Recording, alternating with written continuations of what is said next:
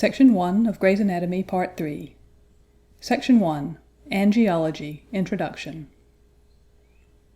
The vascular system is divided for descriptive purposes into a. The blood vascular system, which comprises the heart and blood vessels for the circulation of the blood, and b. The lymph vascular system, consisting of lymph glands and lymphatic vessels, through which a colorless fluid, the lymph, circulates.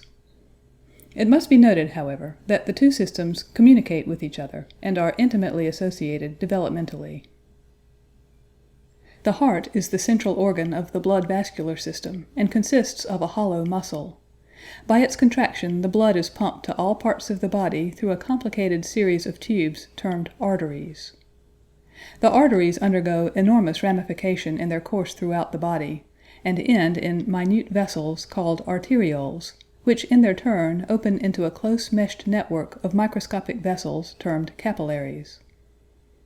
After the blood has passed through the capillaries, it is collected into a series of larger vessels called veins, by which it is returned to the heart.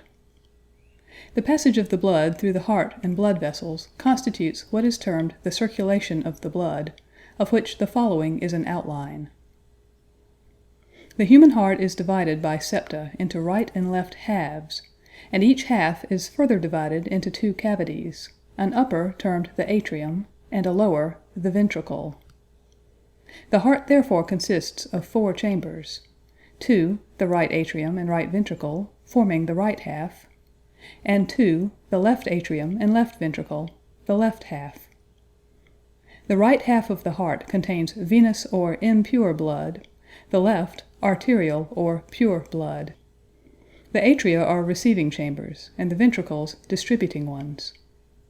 From the cavity of the left ventricle, the pure blood is carried into a large artery, the aorta, through the numerous branches of which it is distributed to all parts of the body, with the exception of the lungs. In its passage through the capillaries of the body, the blood gives up to the tissues the materials necessary for their growth and nourishment, and at the same time receives from the tissues the waste products resulting from their metabolism.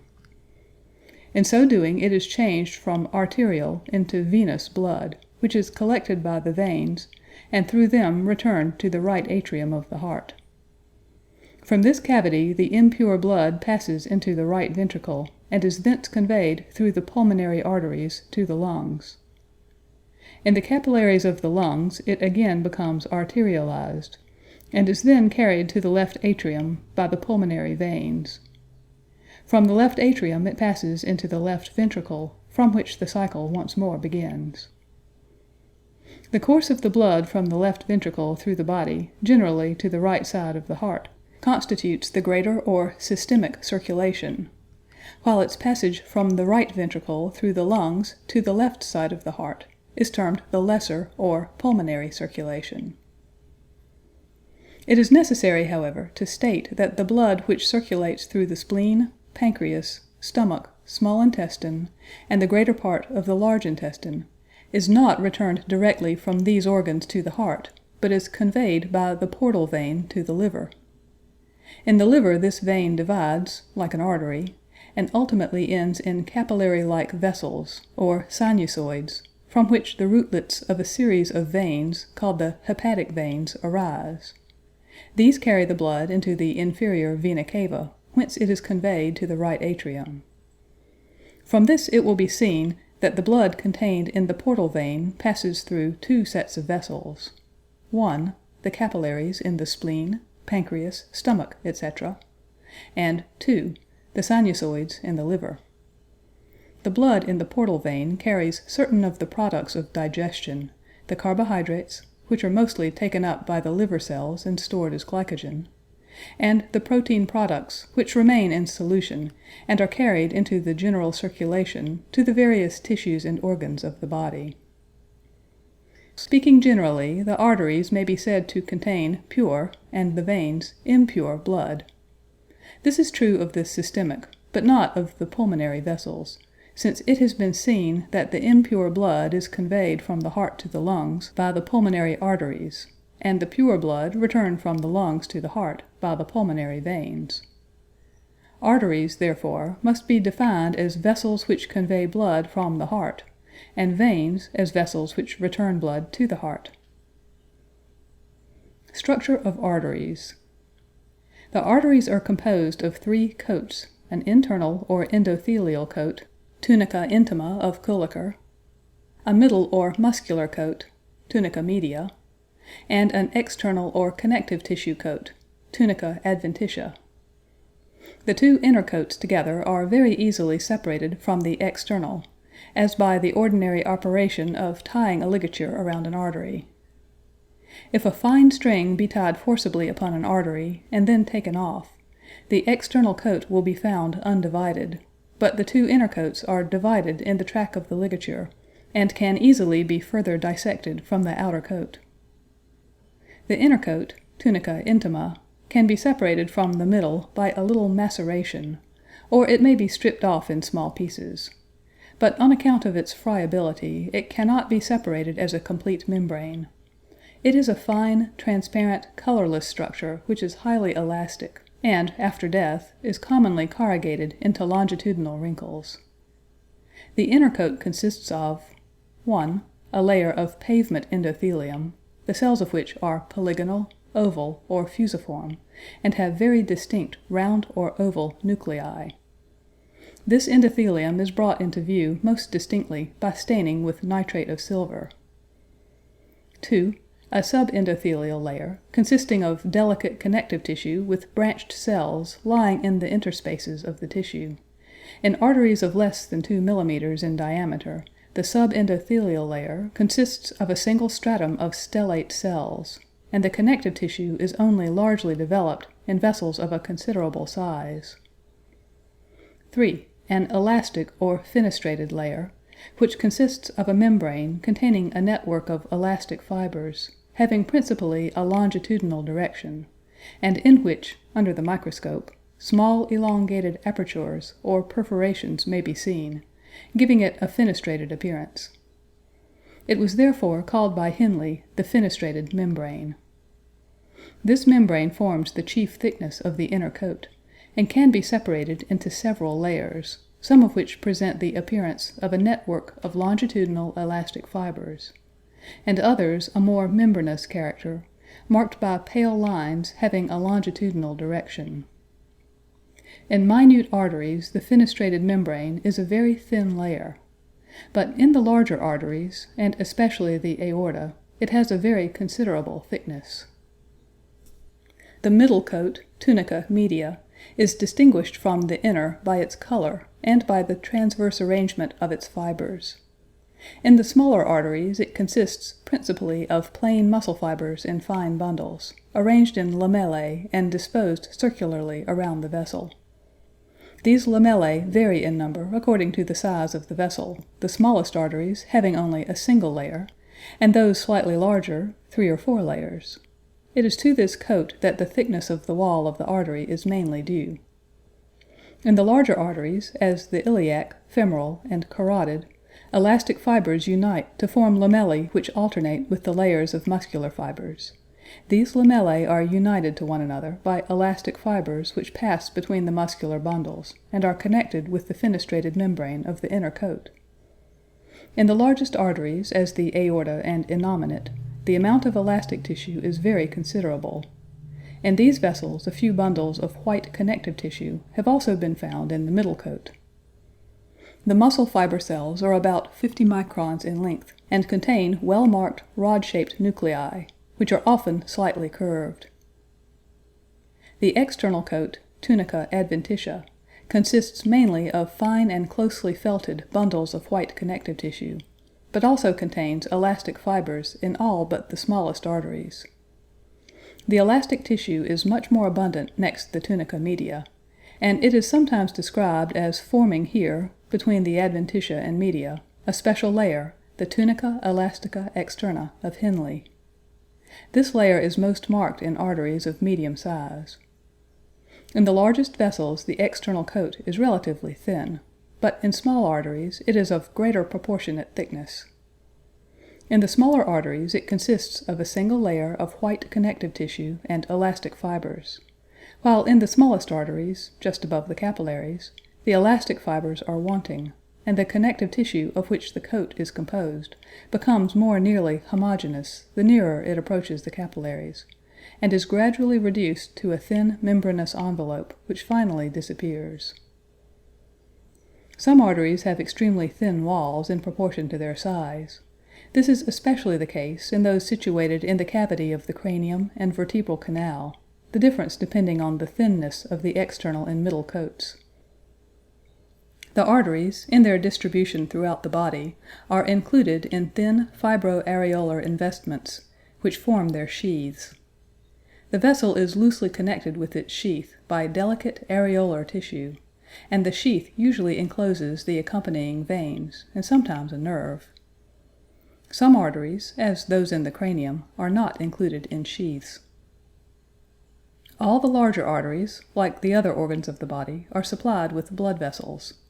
These nutrient vessels, called the vasa vasorum, arise from a branch of the artery, or from a neighboring vessel at some considerable distance from the point at which they are distributed. They ramify in the loose areolar tissue connecting the artery with its sheath, and are distributed to the external coat, but do not, in man, penetrate the other coats. In some of the larger mammals a few vessels have been traced into the middle coat. Minute veins return the blood from these vessels. They empty themselves into the vein or veins accompanying the artery. Lymphatic vessels are also present in the outer coat. Arteries are also supplied with nerves, which are derived from the sympathetic, but may pass through the cerebrospinal nerves. They form intricate plexuses upon the surfaces of the larger trunks, and run along the smaller arteries as single filaments, or bundles of filaments, which twist around the vessel and unite with each other in a plexiform manner. The branches derived from these plexuses penetrate the external coat and are distributed principally to the muscular tissue of the middle coat, and thus regulate, by causing the contraction and relaxation of this tissue, the amount of blood sent to any part. The capillaries. The smaller arterial branches, excepting those of the cavernous structure of the sexual organs, of the splenic pulp, and of the placenta, terminate in networks of vessels which pervade nearly every tissue of the body. These vessels, from their minute size, are termed capillaries. They are interposed between the smallest branches of the arteries and the commencing veins, constituting a network, the branches of which maintain the same diameter throughout. The meshes of the network are more uniform in shape and size than those formed by the anastomoses of the small arteries and veins. The diameters of the capillaries vary in the different tissues of the body, the usual size being about 8 microns. The smallest are those of the brain and the mucous membrane of the intestines, and the largest those of the skin and the marrow of bone, where they are stated to be as large as 20 microns in diameter. The form of the capillary net varies in the different tissues, the meshes being generally rounded or elongated. The rounded form of mesh is most common, and prevails where there is a dense network, as in the lungs, in most glands and mucous membranes, and in the cutis. The meshes are not of an absolutely circular outline, but more or less angular, sometimes nearly quadrangular or polygonal, or more often irregular. Elongated meshes are observed in the muscles and nerves, the meshes resembling parallelograms in form, the long axis of the mesh running parallel with the long axis of the nerve or muscle. Sometimes the capillaries have a looped arrangement, a single vessel projecting from the common network and returning after forming one or more loops, as in the papillae of the tongue and skin. The number of the capillaries and the size of the meshes determine the degree of vascularity of a part. The closest network and the smallest interspaces are found in the lungs and in the choroid coat of the eye. In these situations the interspaces are smaller than the capillary vessels themselves.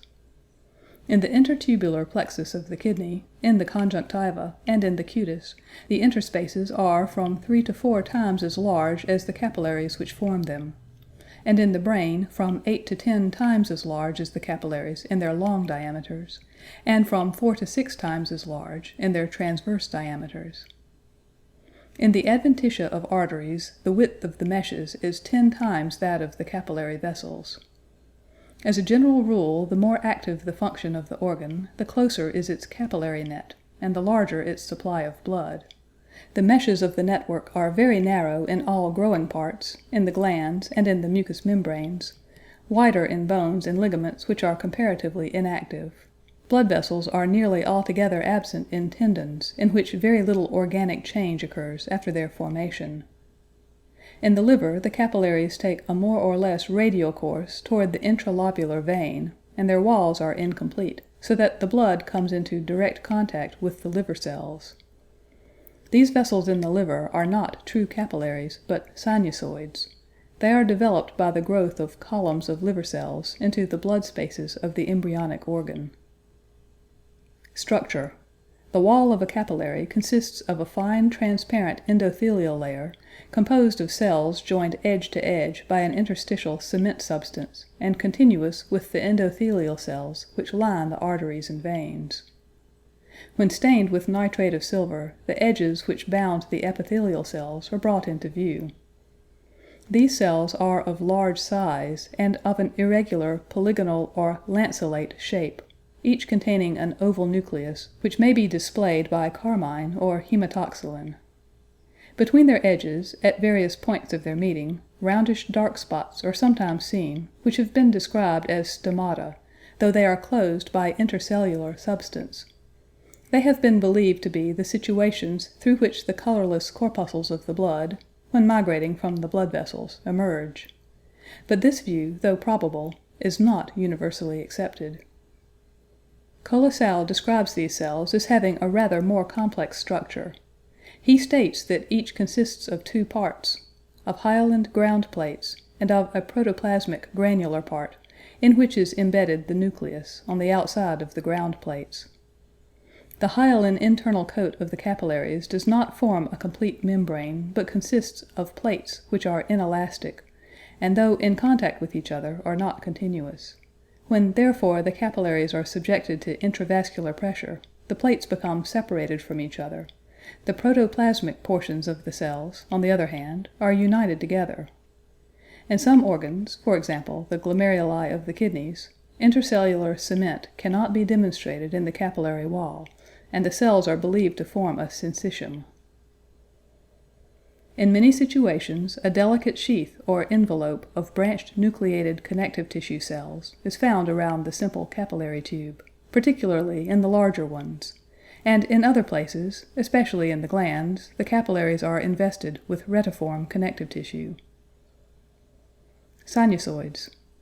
In certain organs, for example, the heart, the liver, the suprarenal and parathyroid glands, the glomus caroticum and glomus coccygeum, the smallest blood vessels present various differences from true capillaries. They are wider, with an irregular lumen, and have no connective tissue covering, their endothelial cells being in direct contact with the cells of the organ. Moreover, they are either arterial or venous, and not intermediate, as are the true capillaries.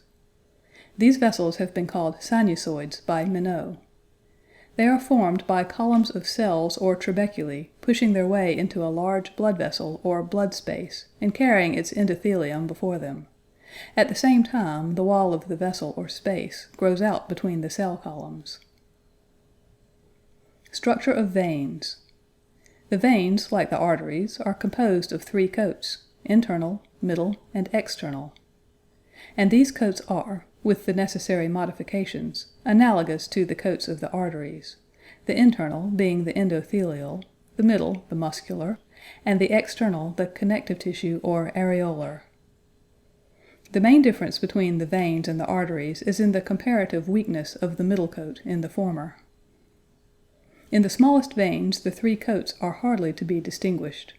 The endothelium is supported on a membrane separable into 2 layers, the outer of which is the thicker, and consists of a delicate nucleated membrane, adventitia, while the inner is composed of a network of longitudinal elastic fibers, media. In the veins next above these in size, 0.4 mm in diameter, according to Kulliker, a connective tissue layer containing numerous muscle fibers circularly disposed can be traced, forming the middle coat, while the elastic and connective tissue elements of the outer coat become more distinctly perceptible. In the middle-sized veins, the typical structure of these vessels becomes clear. The endothelium is of the same character as in the arteries, but its cells are more oval and less fusiform. It is supported by a connective tissue layer consisting of a delicate network of branched cells, and external to this is a layer of elastic fibers disposed in the form of a network in place of the definite fenestrated membrane seen in the arteries. This constitutes the internal coat. The middle coat is composed of a thick layer of connective tissue with elastic fibers intermixed in some veins with a transverse layer of muscular tissue. The white fibrous element is in considerable excess, and the elastic fibers are in much smaller proportion in the veins than in the arteries. The outer coat consists, as in the arteries, of areolar tissue, with longitudinal elastic fibers. In the largest veins, the outer coat is from 2 to 5 times thicker than the middle coat, and contains a large number of longitudinal muscle fibers. These are most distinct in the inferior vena cava, especially at the termination of this vein in the heart, in the trunks of the hepatic veins, in all the large trunks of the portal vein, and in the external iliac, renal, and azygous veins. In the renal and portal veins they extend through the whole thickness of the outer coat, but in the other veins mentioned a layer of connective and elastic tissue is found external to the muscular fibers. All the large veins which open into the heart are covered for a short distance with a layer of striped muscular tissue continued onto them from the heart. Muscular tissue is wanting, 1. in the veins of the maternal part of the placenta, 2. in the venous sinuses of the dura mater and the veins of the pia mater of the brain and medulla spinalis, 3. in the veins of the retina, 4. in the veins of the cancellous tissue of bones, 5. in the venous spaces of the corpora cavernosa. The veins of the above-mentioned parts consist of an internal endothelial lining supported on one or more layers of areolar tissue. Most veins are provided with valves which serve to prevent the reflux of the blood. Each valve is formed by a reduplication of the inner coat, strengthened by connective tissue and elastic fibers, and is covered on both surfaces with endothelium, the arrangement of which differs on the two surfaces. On the surface of the valve next the wall of the vein, the cells are arranged transversely, while on the other surface, over which the current of blood flows, the cells are arranged longitudinally in the direction of the current. Most commonly two such valves are found placed opposite one another, more especially in the smaller veins or in the larger trunks at the point where they are joined by smaller branches. Occasionally there are 3, and sometimes only 1. The valves are semilunar. They are attached by their convex edges to the wall of the vein. The concave margins are free, directed in the course of the venous current, and lie in close apposition with the wall of the vein as long as the current of blood takes its natural course. If, however, any regurgitation takes place, the valves become distended, their opposed edges are brought into contact, and the current is interrupted. The wall of the vein on the cardiac side of the point of attachment of each valve is expanded into a pouch or sinus, which gives to the vessel, when injected or distended with blood, a knotted appearance. The valves are very numerous in the veins of the extremities, especially of the lower extremities, these vessels having to conduct the blood against the force of gravity. They are absent in the very small veins, that is, those less than 2 millimeters in diameter, also in the vena cavae, hepatic, renal, uterine, and ovarian veins. A few valves are found in each spermatic vein, and one also at its point of junction with the renal vein or inferior vena cava, respectively. The cerebral and spinal veins, the veins of the cancellated tissue of bone, the pulmonary veins, and the umbilical vein and its branches are also destitute of valves. A few valves are occasionally found in the azygous and intercostal veins. Rudimentary valves are found in the tributaries of the portal venous system. The veins, like the arteries, are supplied with nutrient vessels, vasa vasorum. Nerves also are distributed to them in the same manner as to the arteries, but in much less abundance. End of section 1. Section 2 of Gray's Anatomy, Part 3. The blood. The blood is an opaque, rather viscous fluid of a bright red or scarlet color when it flows from the arteries, of a dark red or purple color when it flows from the veins. It is salt to the taste and has a peculiar faint odor and an alkaline reaction. Its specific gravity is about 1.06, and its temperature is generally about 37 degrees, though varying slightly in different parts of the body. General composition of the blood. Blood consists of a fairly yellow fluid, the plasma or liquor sanguinis, in which are suspended numerous minute particles, the blood corpuscles, the majority of which are colored and give the blood its red tint. If a drop of blood be placed on a thin layer on a glass slide and examined under the microscope, a number of these corpuscles will be seen floating in the plasma. The blood corpuscles are of three kinds: 1. Colored corpuscles or erythrocytes, 2. Colorless corpuscles or leukocytes, and 3. Blood platelets. 1. Colored or red corpuscles, erythrocytes. When examined under the microscope, are seen to be circular discs, biconcave in profile. The disc has no nucleus, but in consequence of its biconcave shape, presents, according to the alterations of focus under an ordinary high power, a central part, sometimes bright, sometimes dark, which has the appearance of a nucleus. It is to the aggregation of the red corpuscles that the blood owes its red hue, although when examined by transmitted light, their color appears to be only a faintly reddish yellow. The corpuscles vary slightly in size even in the same drop of blood, but the average diameter is about 7.5 microns, and the thickness about 2 microns. Footnote: a micromillimeter, or micron, is 1/1000th of a millimeter, or 1/25,000th of an inch. End note. Besides these, there are found certain smaller corpuscles of about 1/2 of the size just indicated. These are termed microcytes, and are very scarce in normal blood. In disease conditions, for example anemia, however, they are more numerous. The number of red corpuscles in the blood is enormous. Between 4 million and 5 million are contained in a cubic millimeter. Power states that the red corpuscles of an adult would present an aggregate surface of about 3,000 square yards.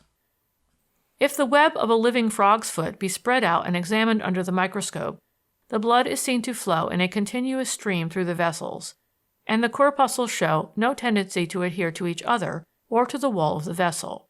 Doubtless the same is the case in the human body, but when human blood is drawn and examined on a slide without reagents, the corpuscles tend to collect into heaps, like rouleaux of coins. It has been suggested that this phenomenon may be explained by alteration in surface tension. During life, the red corpuscles may be seen to change their shape under pressure so as to adapt themselves, to some extent, to the size of the vessel. They are, however, highly elastic and speedily recover their shape when the pressure is removed. They are readily influenced by the medium in which they are placed. In water, they swell up, lose their shape, and become globular, endosmosis.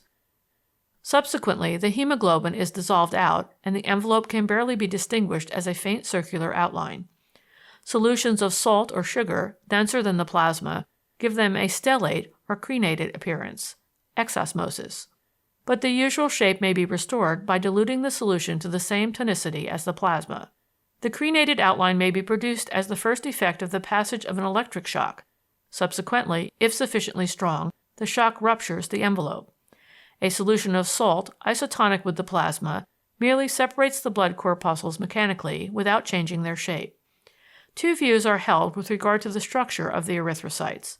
The older view, that of Rolette, supposes that the corpuscle consists of a sponge work or stroma permeated by a solution of hemoglobin. Schaefer, on the other hand, believes that the hemoglobin solution is contained within an envelope or membrane, and the facts stated above with regard to the osmotic behavior of the erythrocyte support this belief. The envelope consists mainly of lecithin, cholesterin, and nucleoprotein. The colorless corpuscles or leukocytes are of various sizes, some no larger, others smaller than the red corpuscles. In human blood, however, the majority are rather larger than the red corpuscles and measure about 10 microns in diameter. On the average, from 7,000 to 12,000 leukocytes are found in each cubic millimeter of blood. They consist of minute masses of nucleated protoplasm and exhibit several varieties, which are differentiated from each other chiefly by the occurrence or non-occurrence of granules in their protoplasm and by the staining reactions of these granules when present. The most numerous, 60%, and important are irregular in shape, possessed of the power of amoeboid movement, and are characterized by nuclei which often consist of 2 or 3 parts, multipartite, connected together by fine threads of chromatin. The protoplasm is clear and contains a number of very fine granules, which stain with acid dyes such as eosin or with neutral dyes, and are therefore called oxyphil or neutrophil. These cells are termed the polymorphonuclear leukocytes. 2. A second variety comprises from 1 to 4% of the leukocytes. They are larger than the previous kind and are made up of coarsely granular protoplasm, the granules being highly refractile and grouped around single nuclei of horseshoe shape. The granules stain deeply with eosin, and the cells are therefore often termed eosinophil corpuscles. 3. The third variety is called the hyaline cell, or macrocyte. This is usually about the same size as the eosinophil cell, and when at rest is spherical in shape and contains a single round or oval nucleus. The protoplasm is free from granules, but it is not quite transparent, having the appearance of ground glass. 4. The fourth kind of colorless corpuscle is designated the lymphocyte, because it is identical with the cell derived from the lymph glands or other lymphoid tissue. It is the smallest of the leukocytes and consists chiefly of a spheroidal nucleus with a very little surrounding protoplasm of a homogeneous nature. It is regarded as the immature form of the hyaline cell. The third and fourth varieties together constitute from 20 to 30% of the colorless corpuscles, but of these 2 varieties, the lymphocytes are by far the more numerous. Leukocytes having in their protoplasm granules which stain with basic dyes, basophil, have been described as occurring in human blood, but they are rarely found except in disease. The colorless corpuscles are very various in shape in living blood, because many of them have the power of constantly changing their form by protruding finger-shaped or filamentous processes of their substance, by which they move and take up granules from the surrounding medium. In locomotion, the corpuscle pushes out a process of its substance, a pseudopodium as it is called, and then shifts the rest of the body into it. In the same way, when any granule or particle comes in its way, the corpuscle wraps a pseudopodium around it, and then withdraws the pseudopodium with the contained particle into its own substance. By means of these amoeboid properties, the cells have the power of wandering or emigrating from the blood vessels by penetrating their walls, and thus finding their way into the extravascular spaces. A chemical investigation of the protoplasm of the leukocytes shows the presence of nucleoprotein and of globulin. The occurrence of small amounts of fat, lecithin, and glycogen may also be demonstrated. The blood platelets are discoid or irregularly shaped, colorless, refractile bodies, much smaller than the red corpuscles. Each contains a central chromatin mass resembling a nucleus. Blood platelets possess the power of amoeboid movement. When blood is shed, they rapidly disintegrate and form granular masses, setting free prothrombin and the substance called by Howell thromboplastin. It is doubtful whether they exist normally in circulating blood. End of Section 2. Section 3 of Gray's Anatomy, Part 3. Development of the Vascular System, Part 1. Blood vessels first make their appearance in several scattered vascular areas, which are developed simultaneously between the endoderm and the mesoderm of the yolk sac, i.e., outside the body of the embryo. Here a new type of cell, the angioblast or vasoformative cell, is differentiated from the mesoderm. These cells, as they divide, form small, dense syncytial masses, which soon join with similar masses by means of fine processes to form plexuses. These plexuses increase both by division and growth of its cells and by the addition of new angioblasts, which differentiate from the mesoderm. Within these solid plexuses, and also within the isolated masses of angioblasts, vacuoles appear through liquefaction of the central part of the syncytium into plasma. The lumen of the blood vessels, thus formed, is probably intracellular. The flattened cells at the periphery form the endothelium. The nucleated red blood corpuscles develop either from small masses of the original angioblast left attached to the inner wall of the lumen or directly from the flat endothelial cells. In either case, the syncytial mass thus formed projects from and is attached to the wall of the vessel. Such a mass is known as a blood island, and hemoglobin gradually accumulates within it. Later, the cells on the surface round up, giving the mass a mulberry-like appearance. Then the red blood cells break loose and are carried away in the plasma. Such free blood cells continue to divide.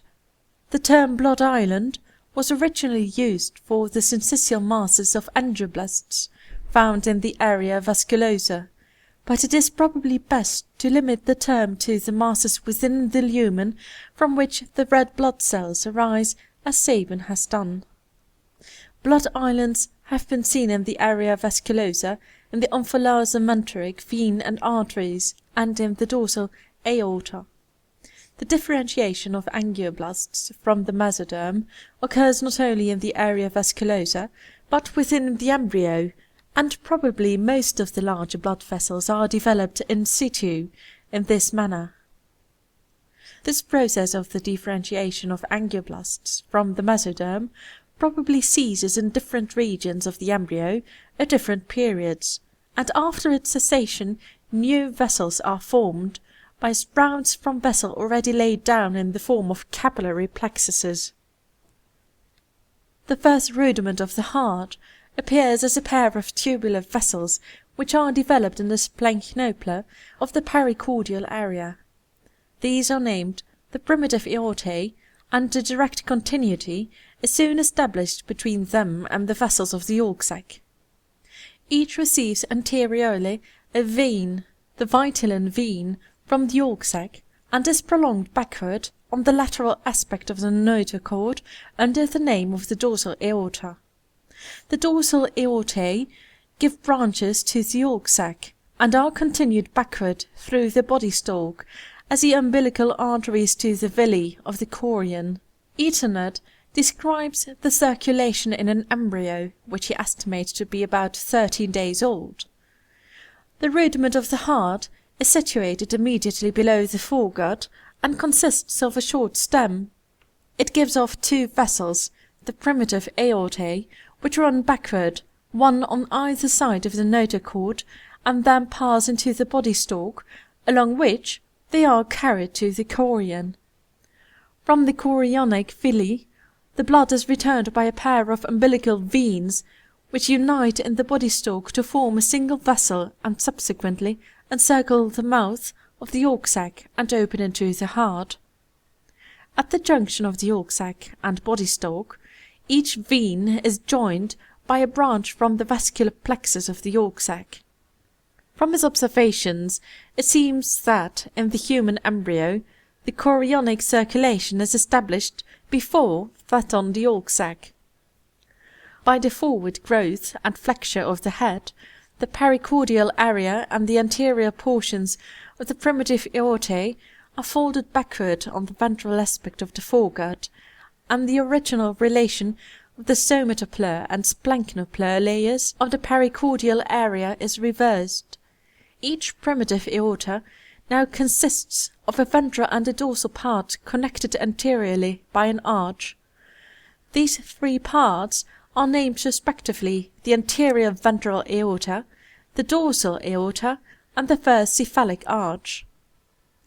The vitelline veins, which enter the embryo through the anterior wall of the umbilical orifice, are now continuous with the posterior ends of the anterior ventral aorta. With the formation of the tail fold, the posterior parts of the primitive aortae are carried forward in a ventral direction to form the posterior ventral aortae and primary caudal arches.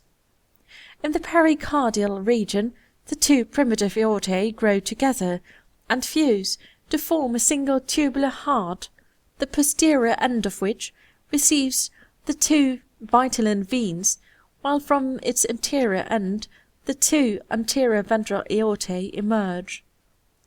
The first cephalic arches pass through the mandibular arches, and behind them 5 additional pairs subsequently develop, so that altogether 6 pairs of aortic arches are formed. The 5th arches are very transitory vessels connecting the ventral aortae with the dorsal ends of the 6th arches. By the rhythmical contraction of the tubular heart, the blood is forced through the aortae and blood vessels of the vascular area, from which it is returned to the heart by the vitelline veins. This constitutes the vitelline circulation, and by means of it nutriment is absorbed from the org vitalis.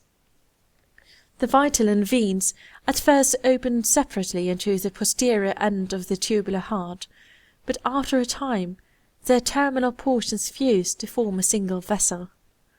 The vitelline veins ultimately drain the blood from the digestive tube and are modified to form the portal vein.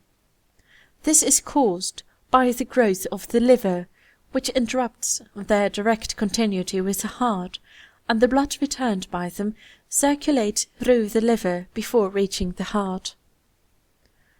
With the atrophy of the yolk sac, the vitelline circulation diminishes and ultimately ceases, while an increasing amount of blood is carried through the umbilical arteries to the villi of the chorion.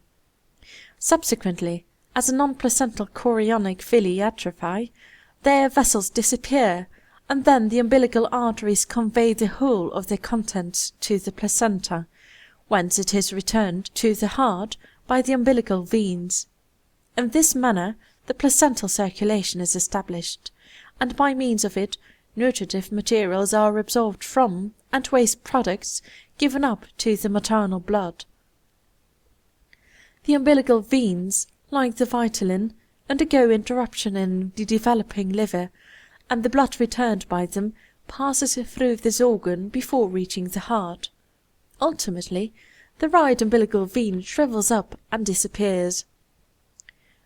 During the occurrence of these changes, great alterations take place in the primitive heart and blood vessels. Further development of the heart.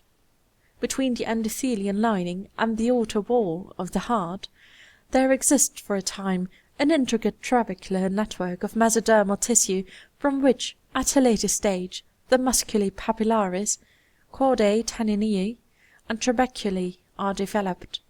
The simple tubular heart, already described, becomes elongated and bends on itself so as to form an S-shaped loop, the anterior part bending to the right and the posterior part to the left. The intermediate portion arches transversely from left to right, and then turns sharply forward into the anterior part of the loop. Slight contractions make their appearance in the tube, and divide it from behind forward into 5 parts, viz. 1. The sinus venosus, 2. The primitive atrium, 3. The primitive ventricle, 4. The bulbus cordis, and 5. The truncus arteriosus. The constriction between the atrium and ventricle constitutes the arterial canal and indicates the site of the future atrioventricular valves. The sinus venosus is at first situated in the septum transversum, a layer of mesoderm in which the liver and the central tendon of the diaphragm are developed, behind the primitive atrium, and is formed by the union of the vitelline veins. The veins or ducts of Cuvier from the body of the embryo and the umbilical veins from the placenta subsequently open into it. The sinus is at first transversely and opens by a median aperture into the primitive atrium. Soon, however, it assumes an oblique position and becomes crescentic in form.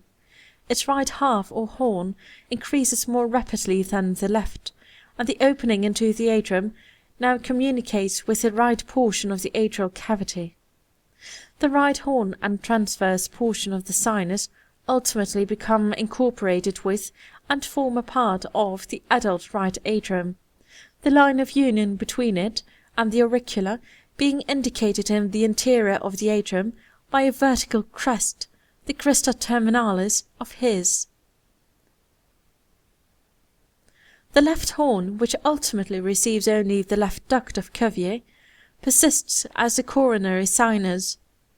The vitelline and umbilical veins are soon replaced by a single vessel, the inferior vena cava, and the three veins, inferior vena cava and right and left Cuvierian ducts, open into the dorsal aspect of the atrium by a common slit-like aperture. The upper part of this aperture represents the opening of the permanent superior vena cava, the lower that of the inferior vena cava, and the intermediate part the orifice of the coronary sinus. The slit-like aperture lies obliquely and is guarded by two halves, the right and left venous valves. Above the opening these unite with each other and are continuous with the fold, named the septum spurium. Below the opening they fuse to form a triangular thickening, the spina vestibuli. The right venous valve is retained.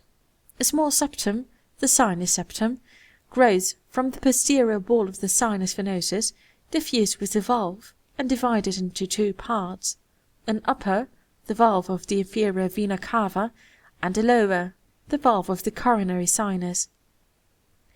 The extreme upper portion of the right venous valve, together with the septum spurium, form the crista terminalis already mentioned.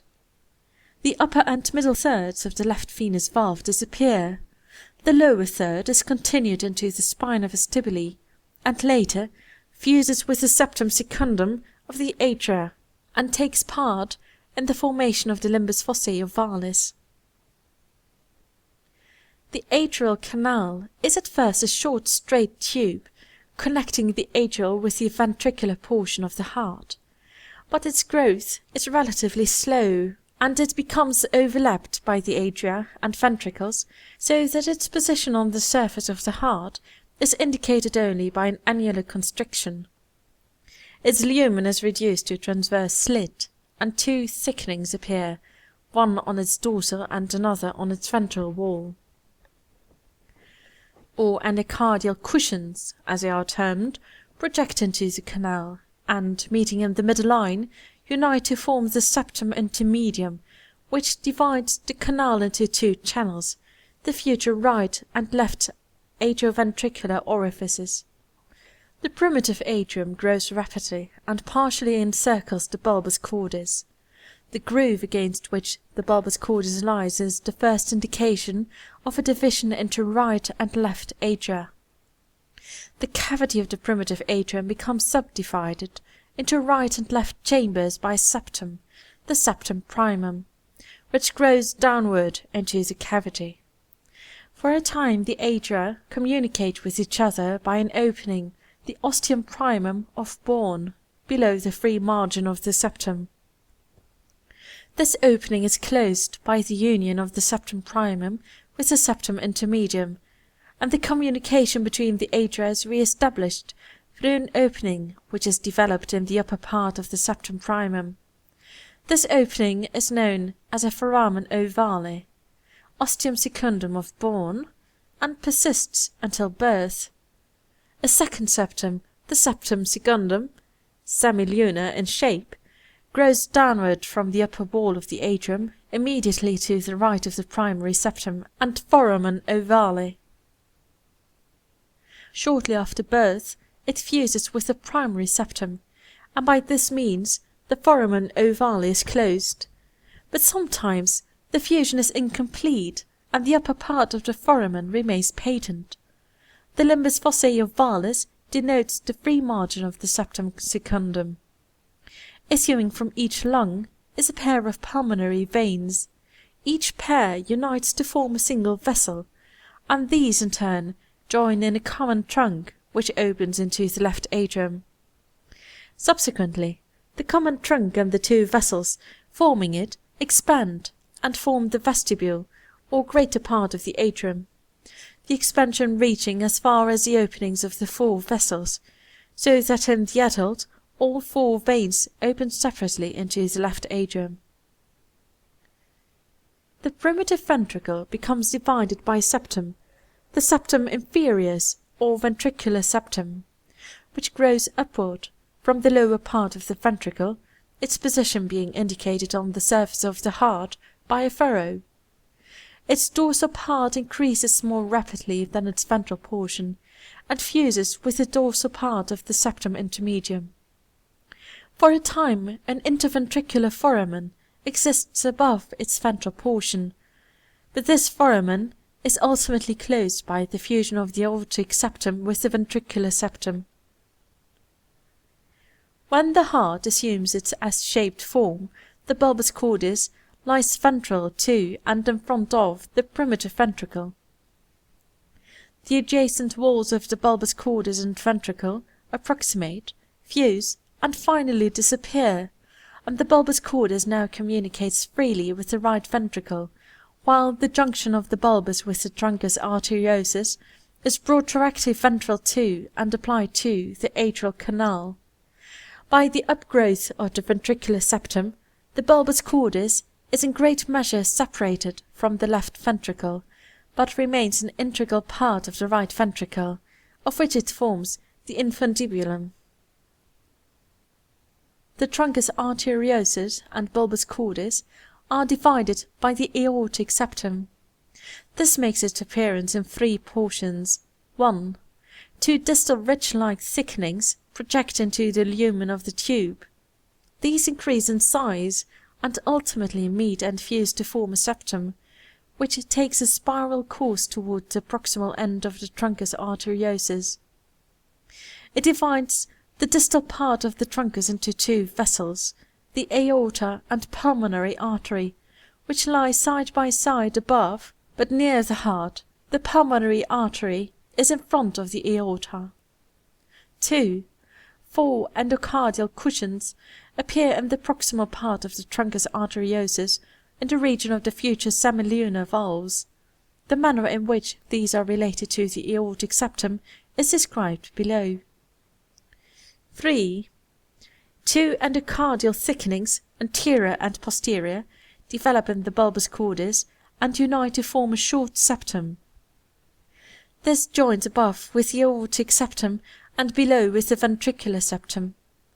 The septum grows down into the ventricle as an oblique partition, which ultimately blends with the ventricular septum in such a way as to bring the bulbus cordis into communication with the pulmonary artery, and through the latter with the sixth pair of aortic arches, while the left ventricle is brought into continuity with the aorta, which communicates with the remaining aortic arches. End of Section 3. Section 4 of Gray's Anatomy, Part 3. Development of the Vascular System, Part 2. The valves of the heart. The atrioventricular valves are developed in relation to the atrial canal. By the upward expansion of the bases of the ventricles, the canal becomes invaginated into the ventricular cavities. The invaginated margin forms the rudiments of the lateral cusps of the atrioventricular valves. The medial or septal cusps of the valves are developed as downward prolongations of the septum intermedium. The aortic and pulmonary semilunar valves are formed from 4 endocardial thickenings, an anterior, a posterior, and 2 lateral, which appear at the proximal end of the truncus arteriosus. As the aortic septum grows downward, it divides each of the lateral thickenings into 2, thus giving rise to 6 thickenings, the rudiments of the semilunar valves, 3 at the aortic and 3 at pulmonary orifice. Further development of the arteries. Recent observations show that practically none of the main vessels of the adult arise as such in the embryo. In the site of each vessel a capillary network forms, and by the enlargement of definite paths in this the larger arteries and veins are developed. The branches of the main arteries are not always simple modifications of the vessels of the capillary network, but may arise as new outgrowths from the enlarged stem. It has been seen that each primitive aorta consists of a ventral and a dorsal part, which are continuous through the first aortic arch.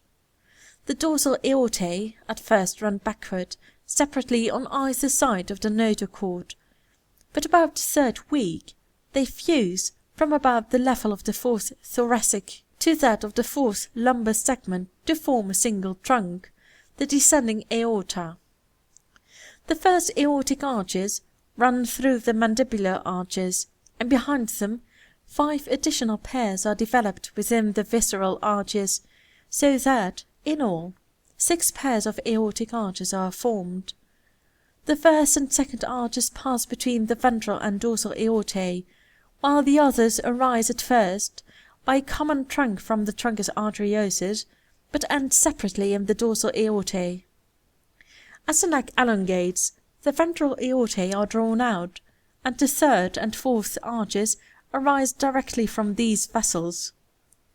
In fishes, these arches persist and give off branches to the gills, in which the blood is oxygenated. In mammals, some of them remain as permanent structures, while others disappear or become obliterated.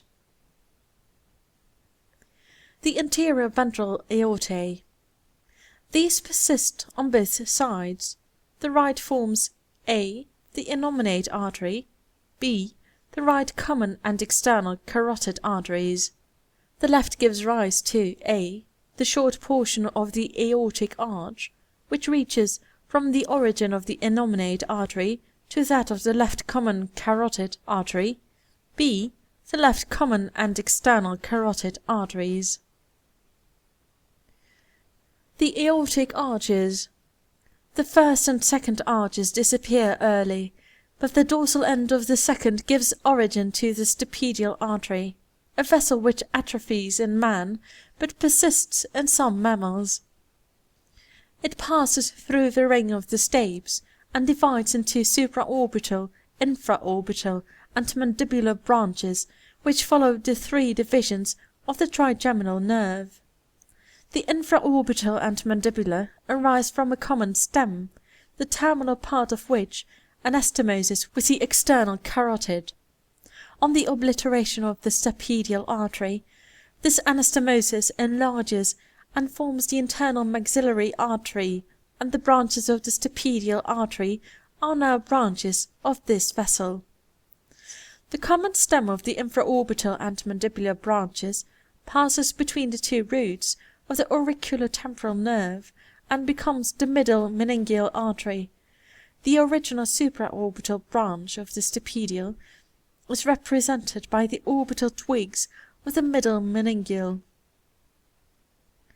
The third aortic arch constitutes the commencement of the internal carotid artery, and is, therefore, named the carotid arch. The fourth right arch forms the right subclavian as far as the origin of its internal mammary branch, while the fourth left arch constitutes the arch of the aorta between the origin of the left carotid artery and the termination of the ductus arteriosus. The fifth arch disappears on both sides.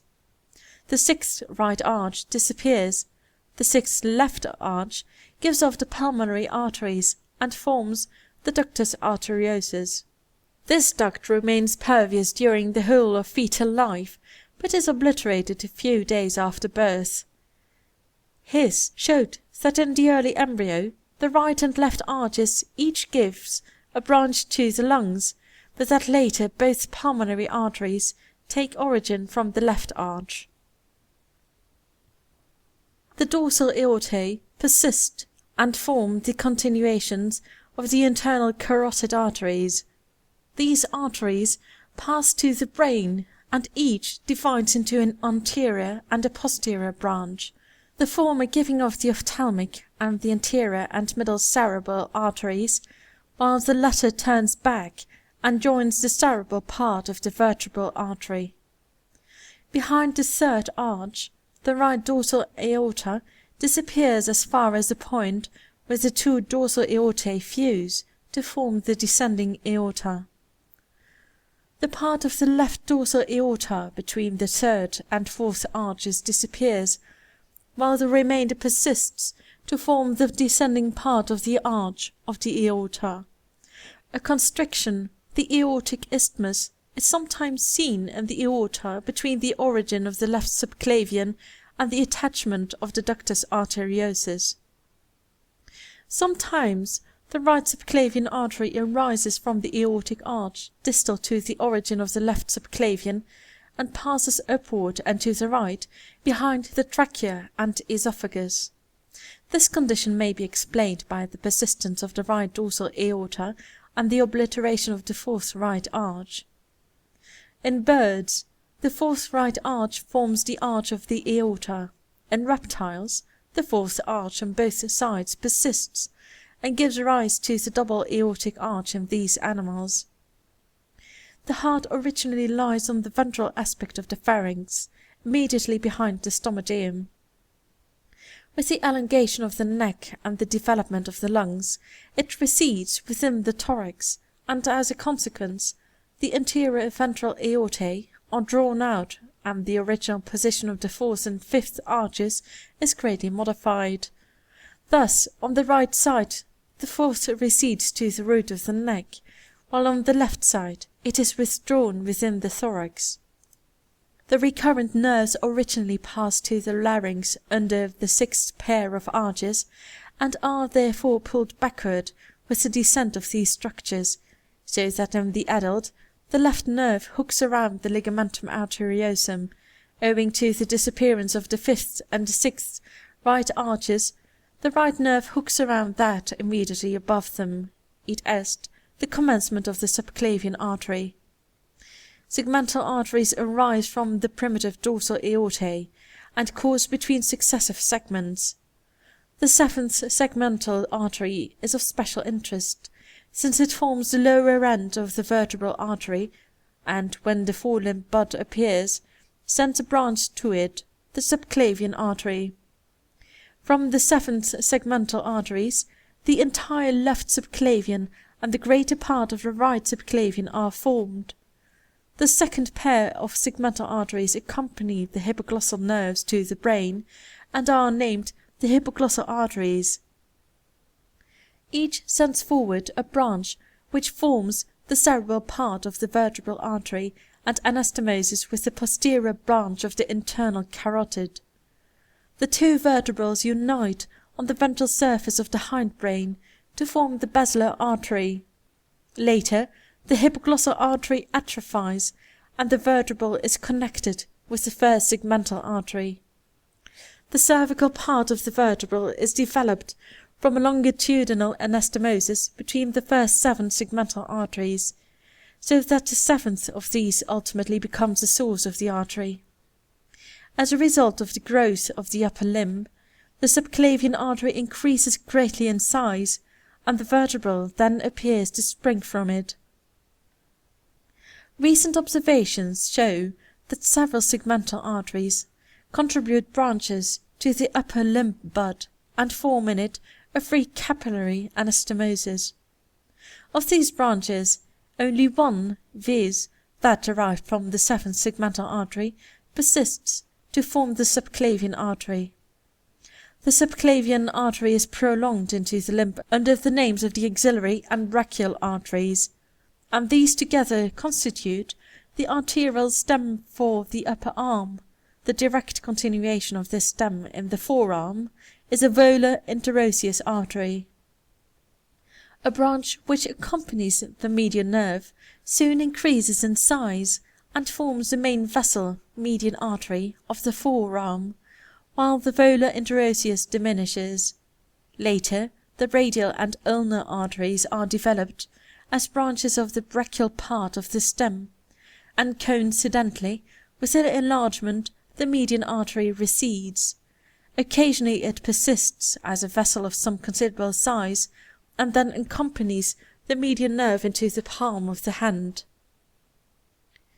The primary arterial stem for the lower limb is formed by the inferior gluteal sciatic artery, which accompanies the sciatic nerve along the posterior aspect of the thigh to the back of the knee, whence it is continued at perineal artery. This arrangement exists in reptiles and amphibians. The femoral artery arises later as a branch of the common iliac, and passing down the front and medial side of the thigh to the bend of the knee, joins the inferior gluteal artery. The femoral quickly enlarges, and coincidentally with this, the part of the inferior gluteal immediately above the knee undergoes atrophy. The anterior and posterior tibial arteries are branches of the main arterial stem. Further development of the veins. The formation of the great veins of the embryo may be best considered by dividing them into two groups, visceral and parietal. The visceral veins. The visceral veins are the two vitelline or omphallomesenteric veins bringing the blood from the yolk sac, and the two umbilical veins returning the blood from the placenta. These four veins open close together into the sinus venosus. The vitelline veins run upward, at first in front, and subsequently on either side of the intestinal canal. They unite on the ventral aspect of the canal, and beyond this are connected to one another by two anastomotic branches, one on the dorsal and the other on the ventral aspect of the duodenal portion of the intestine, which is thus encircled by two venous rings. Into the middle or dorsal anastomosis the superior mesenteric vein opens. The portions of the veins above the upper ring become interrupted by the developing liver and broken up by it into a plexus of small capillary-like vessels termed sinusoids, minnow. The branches conveying the blood to this plexus are named the venae advenientes and become the branches of the portal vein, while the vessels draining the plexus into the sinus venosus are termed the venae revehentes and form the future hepatic veins. Ultimately, the left vena revehens no longer communicates directly with the sinus venosus, but opens into the right vena revehens. The persistent part of the upper venous ring, above the opening of the superior mesenteric vein, forms the trunk of the portal vein. The two umbilical veins fuse early to form a single trunk in the body stalk, but remain separate within the embryo and pass forward to the sinus venosus in the side walls of the body.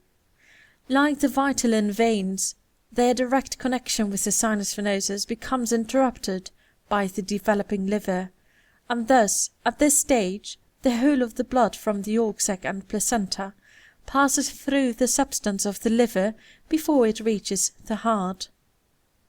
The right umbilical and right vitelline veins shrivel and disappear. The left umbilical, on the other hand, becomes enlarged, and opens into the upper venous ring of the vitelline veins. With the atrophy of the yolk sac, the left vitelline vein also undergoes atrophy and disappears. Finally, a direct branch is established between this ring and the right hepatic vein. This branch is named the ductus venosus, and enlarging rapidly, it forms a wide channel through which most of the blood, returned from the placenta, is carried direct to the heart, without passing through the liver. A small proportion of the blood from the placenta is, however, conveyed from the left umbilical vein to the liver through the left vena adveniens. The left umbilical vein and the ductus venosus undergo atrophy and obliteration after birth, and form respectively the ligamentum teres and ligamentum venosum of the liver. The parietal veins. The first indication of a parietal system consists in the appearance of two short transverse veins, the ducts of Cuvier, which open one on either side into the sinus venosus. Each of these ducts receives an ascending and descending vein. The ascending veins return the blood from the parietes of the trunk and from the Wolffian bodies, and are called cardial veins. The descending veins return the blood from the head, and are called primitive jugular veins. The blood from the lower limbs is collected by the right and left iliac and hypogastric veins, which in the earlier stages of development open into the corresponding right and left cardial veins. Later, a transverse branch, the left common iliac vein, is developed between the lower parts of the two cardial veins, and through this the blood is carried into the right cardinal vein. The portion of the left cardial vein below the left renal vein atrophies and disappears up to the point of entrance of the left spermatic vein. The portion above the left renal vein persists as a hemiazygous and accessory hemiazygous veins and the lower portion of the highest left intercostal vein. The right cardinal vein, which now receives the blood from both lower extremities, forms a large venous trunk along the posterior abdominal wall. Up to the level of the renal veins, it forms the lower part of the inferior vena cava.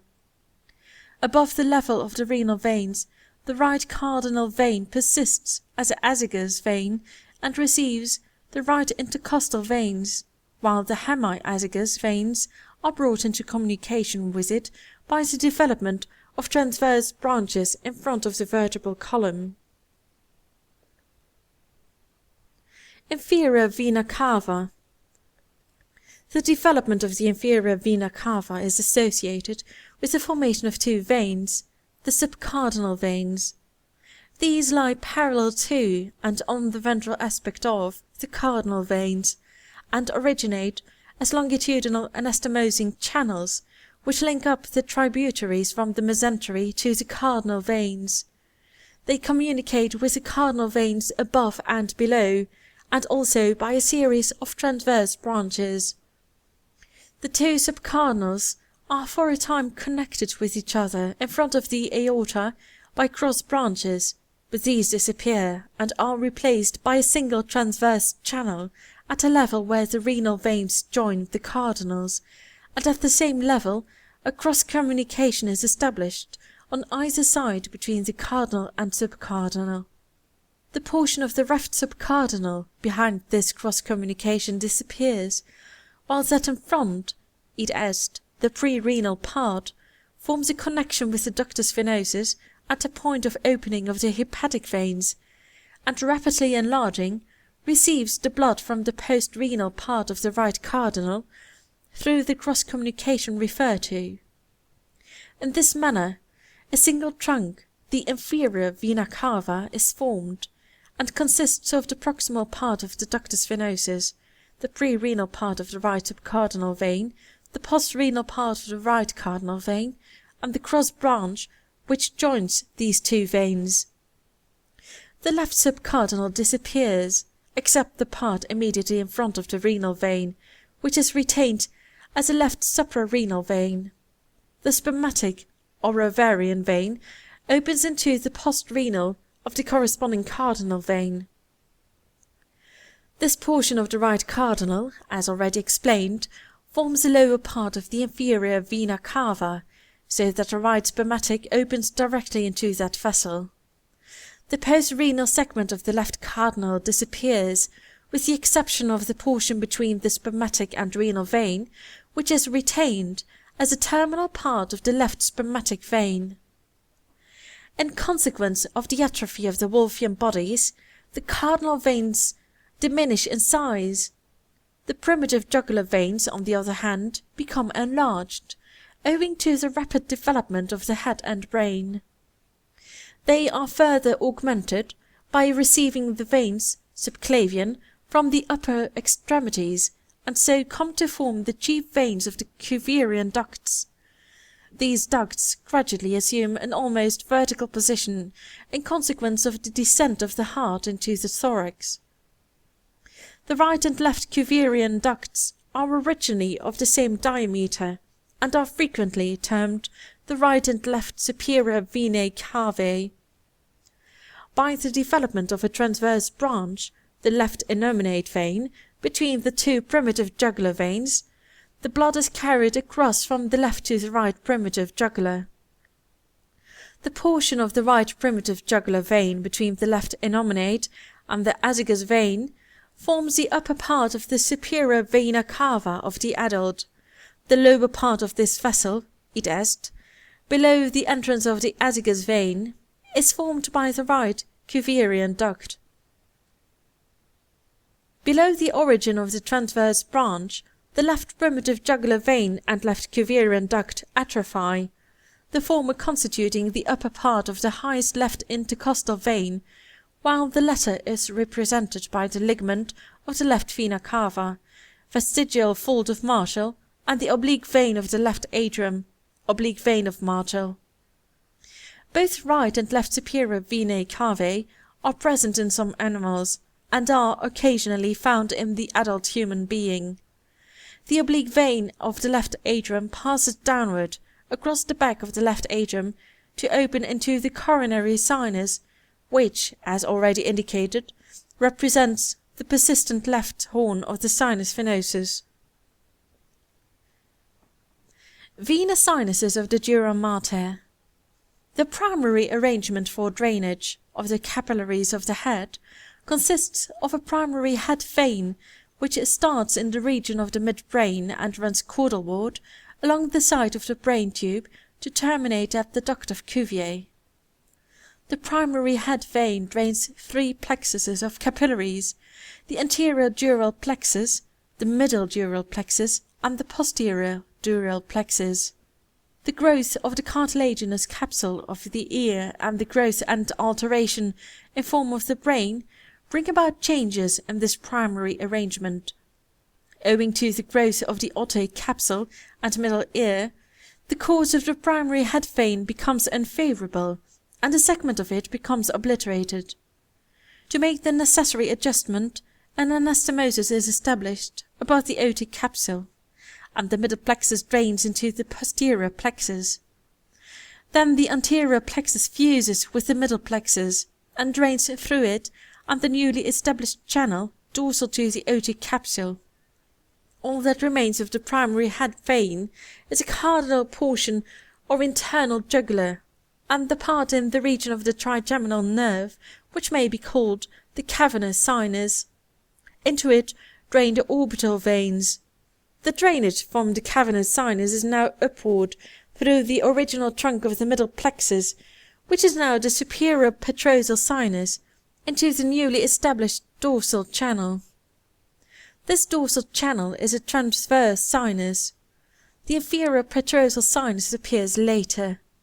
From the anterior plexus, a sagittal plexus extends forward, from which develops the superior sagittal sinus.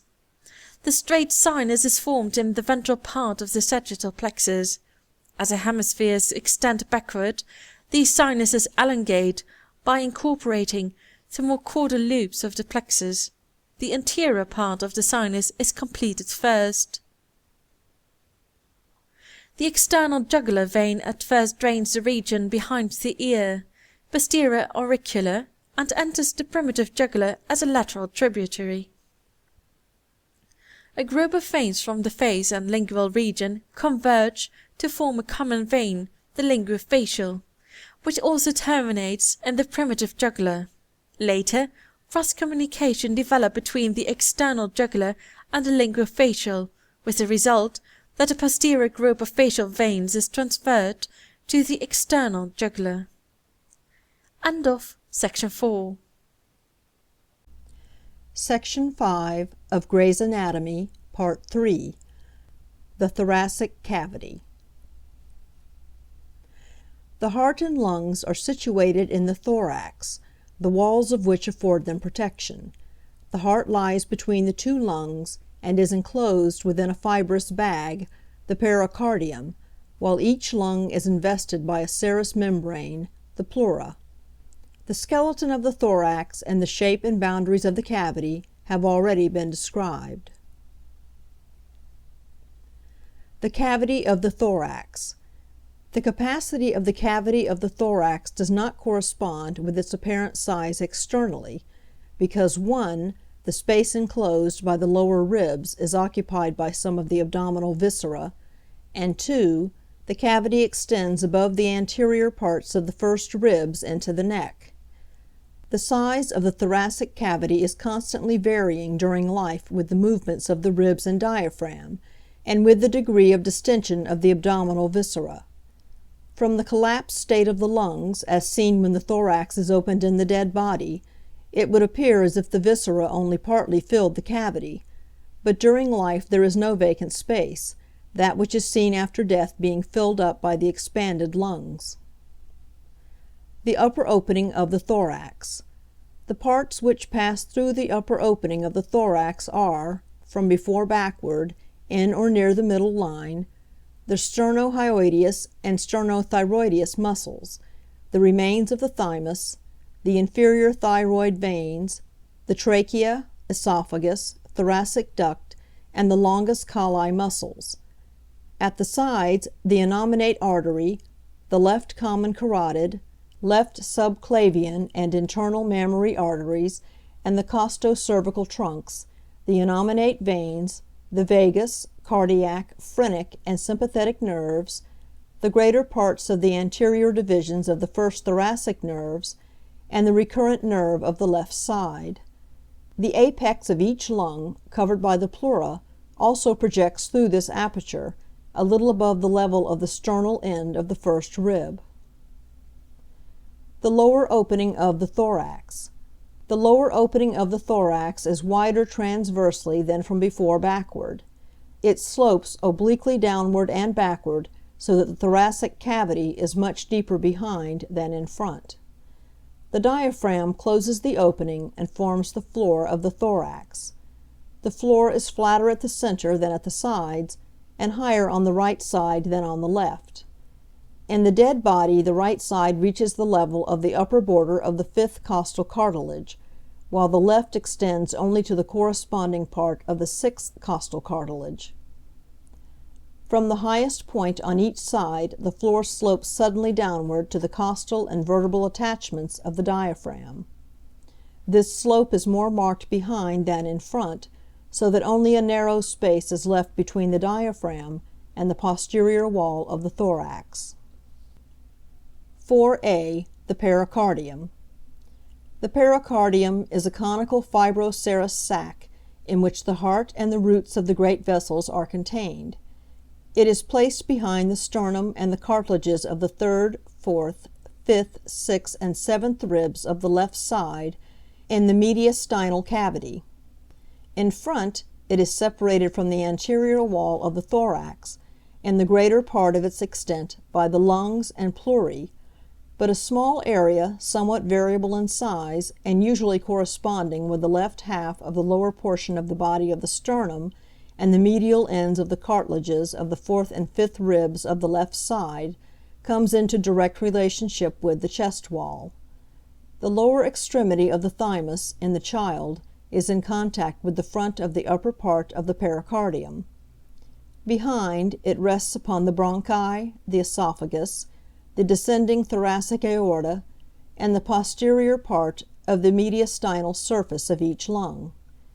Laterally it is covered by the pleurae, and is in relation with the mediastinal surfaces of the lungs.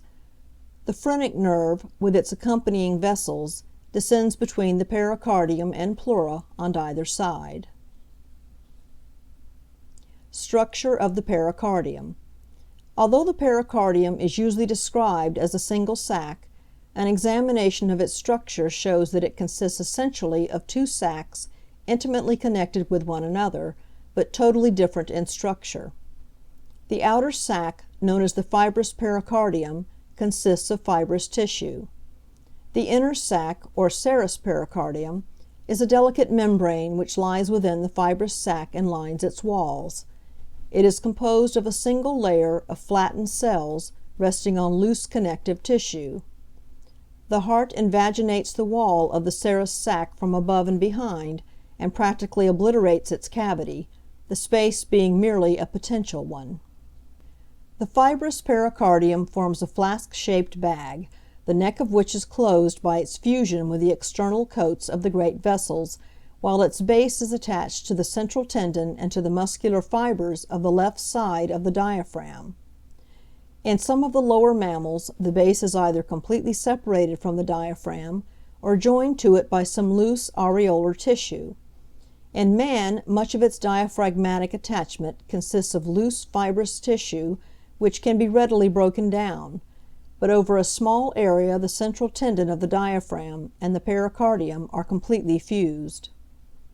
Above, The fibrous pericardium not only blends with the external coats of the great vessels, but is continuous with the pretracheal layer of the deep cervical fascia.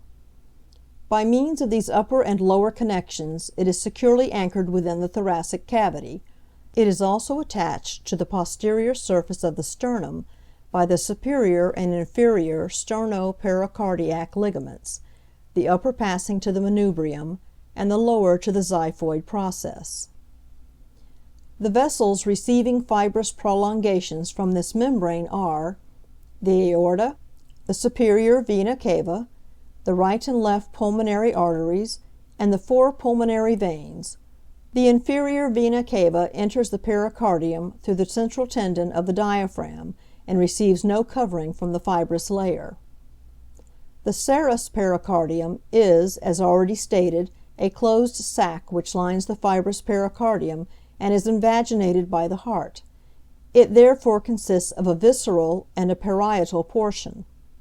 The visceral portion, or epicardium, covers the heart and the great vessels, and from the latter is continuous with the parietal layer which lines the fibrous pericardium.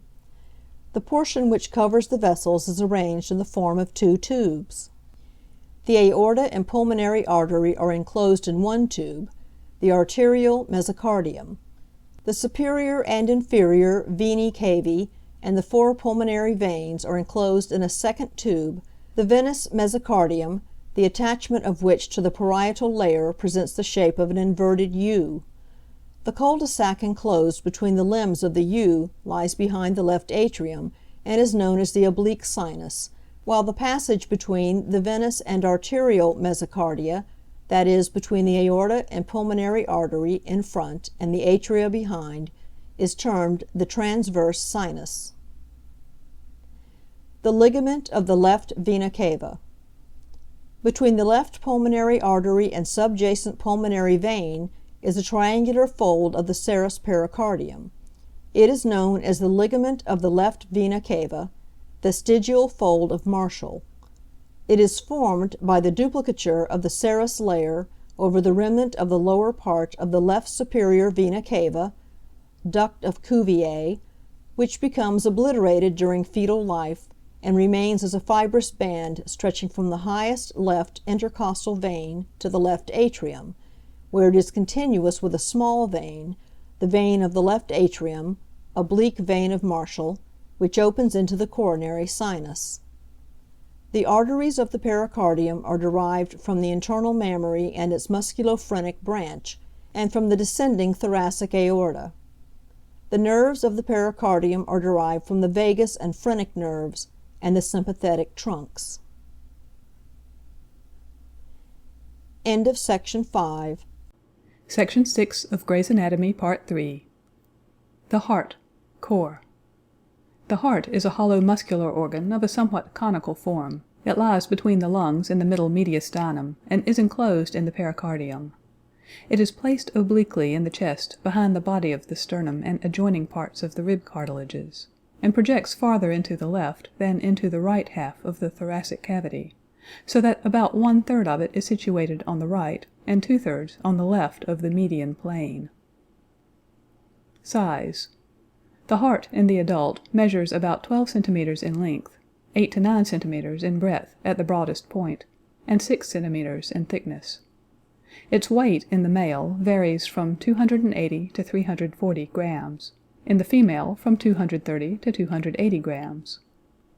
The heart continues to increase in weight and size up to an advanced period of life. This increase is more marked in men than in women. Component parts. As has already been stated, the heart is subdivided by septa into right and left halves, and a constriction subdivides each half of the organ into 2 cavities, the upper cavity being called the atrium, the lower the ventricle. The heart, therefore, consists of 4 chambers, that is, right and left atria and right and left ventricles. The division of the heart into 4 cavities is indicated on its surface by grooves. The atria are separated from the ventricles by the coronary sulcus, auriculoventricular groove.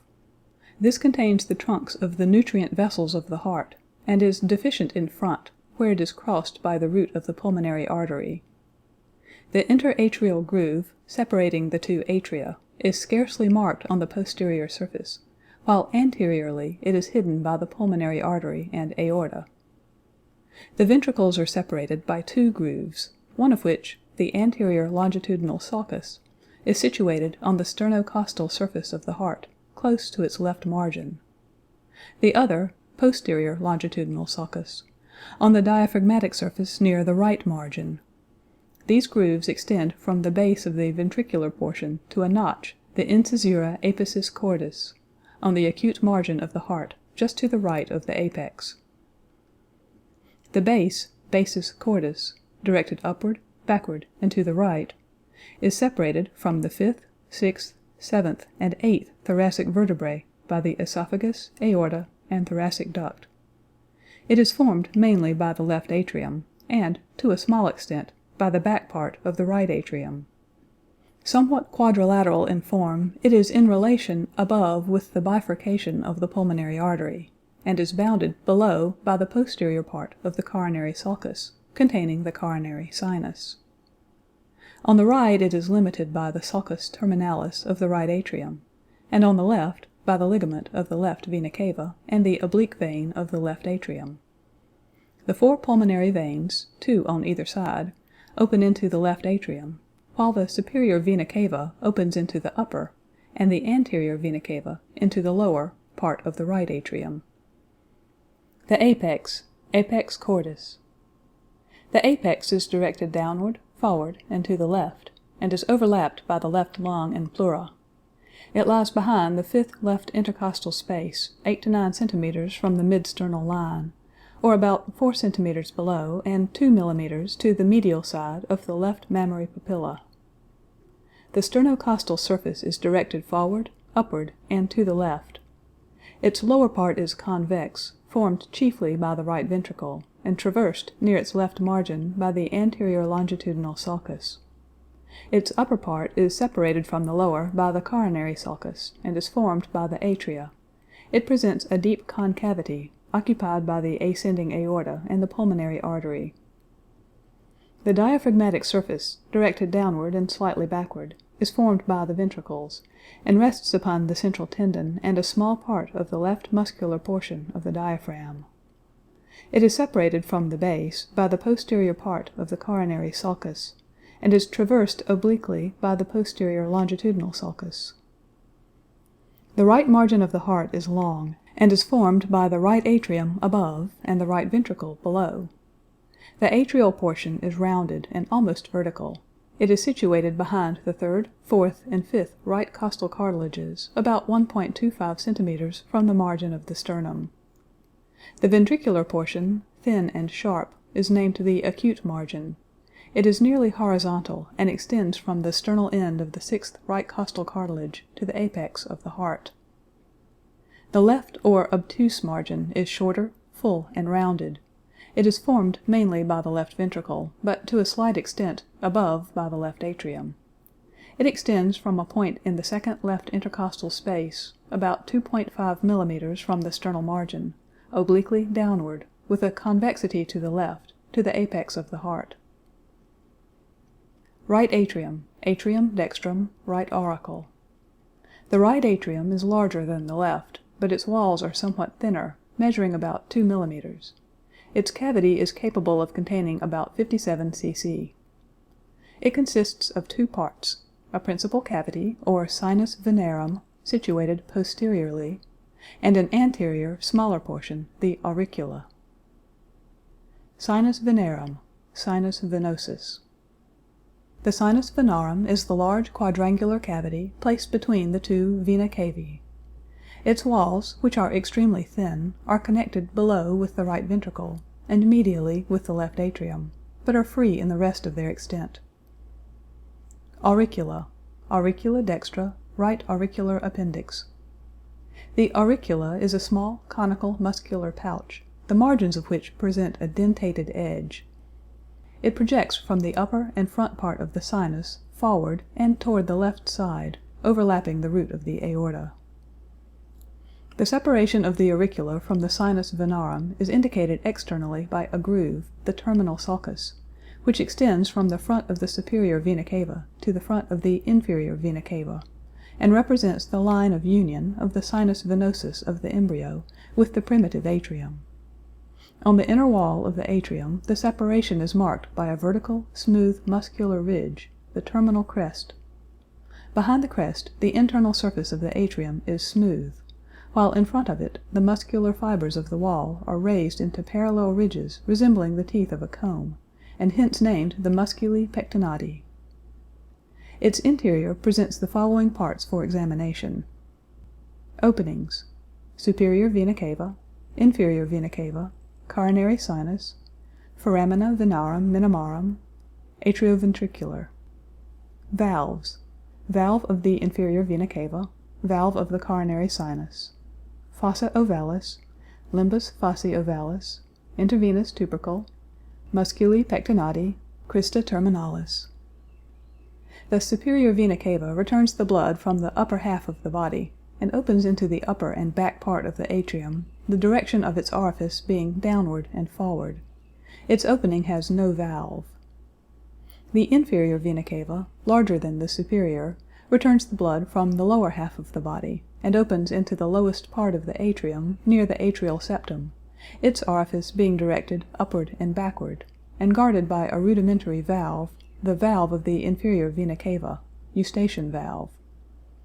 The blood entering the atrium through the superior vena cava is directed downward and forward, that is, toward the atrioventricular orifice, while that entering through the inferior vena cava is directed upward and backward, toward the atrial septum. This is the normal direction of the two currents in fetal life.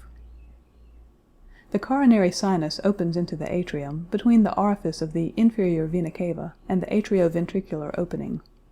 It returns blood from the substance of the heart, and is protected by a semicircular valve, the valve of the coronary sinus, valve of Thebesius.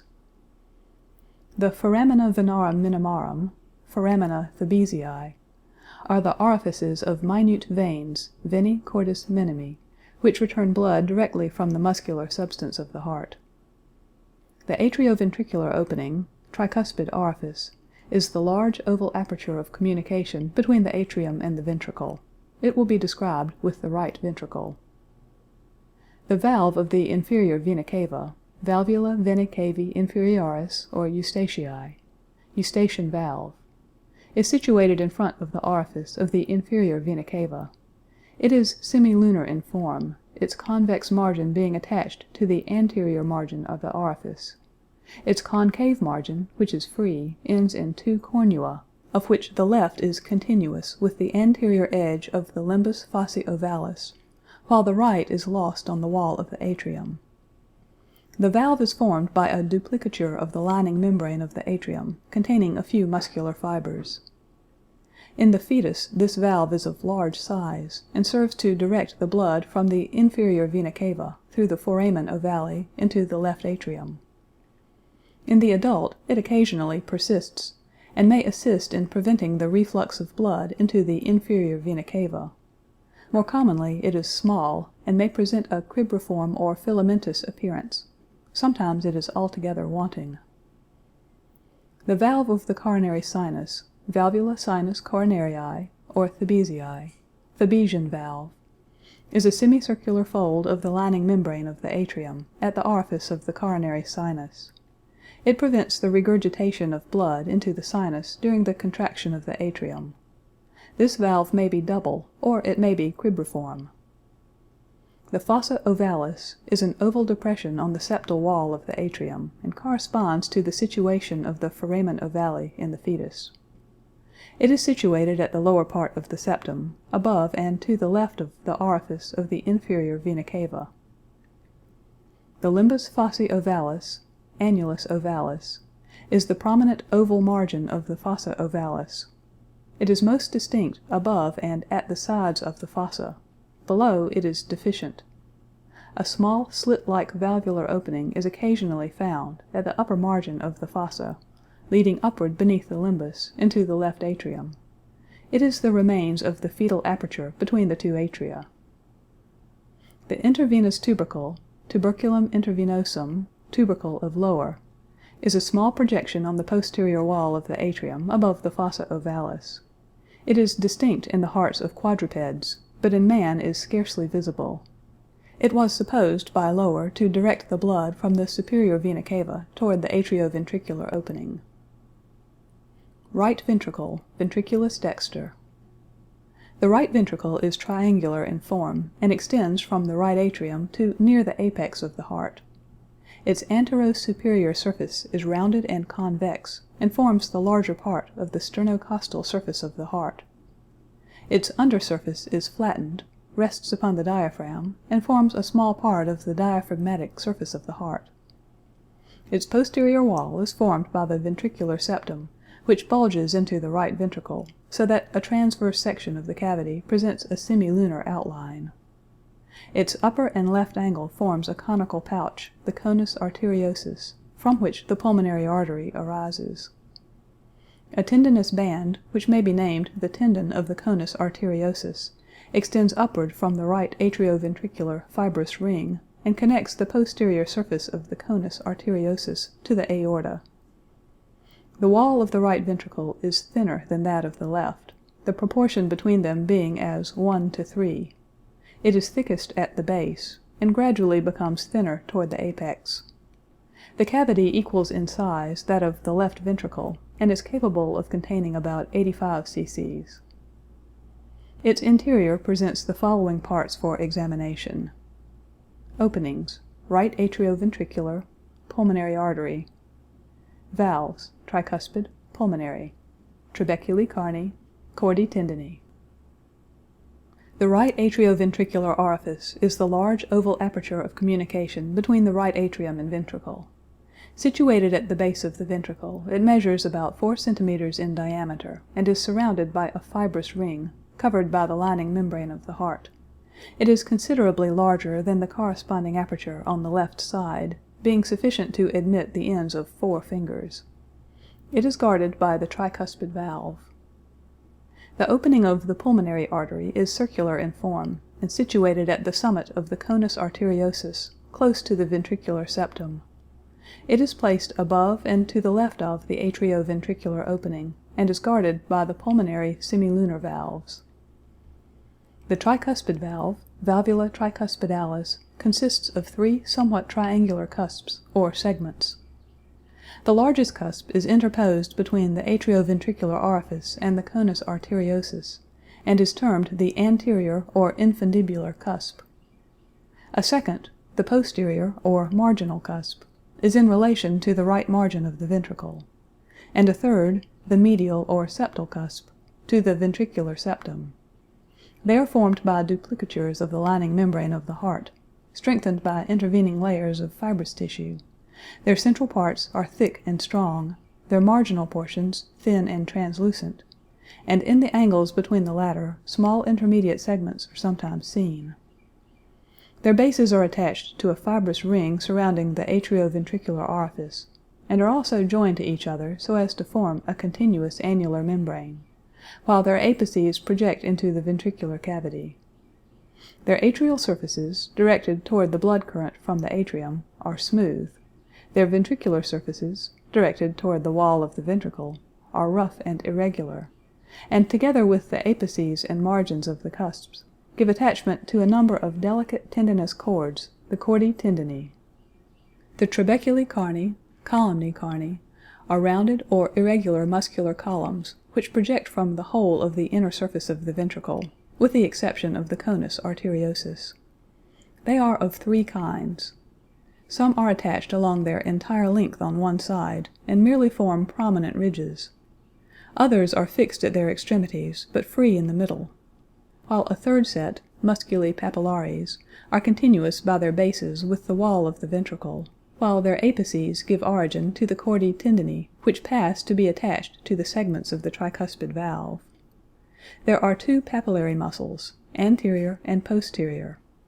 Of these the anterior is the larger, and its chordae tendineae are connected with the anterior and posterior cusps of the valve. The posterior papillary muscle sometimes consists of 2 or 3 parts. Its chordae tendineae are connected with the posterior and medial cusps. In addition to these, some chordae tendineae spring directly from the ventricular septum or from small papillary eminences on it, and pass to the anterior and medial cusps. A muscular band, well marked in sheep and some other animals, frequently extends from the base of the anterior papillary muscle to the ventricular septum. From its attachments it may assist in preventing over-distension of the ventricle, and so has been named the moderator band.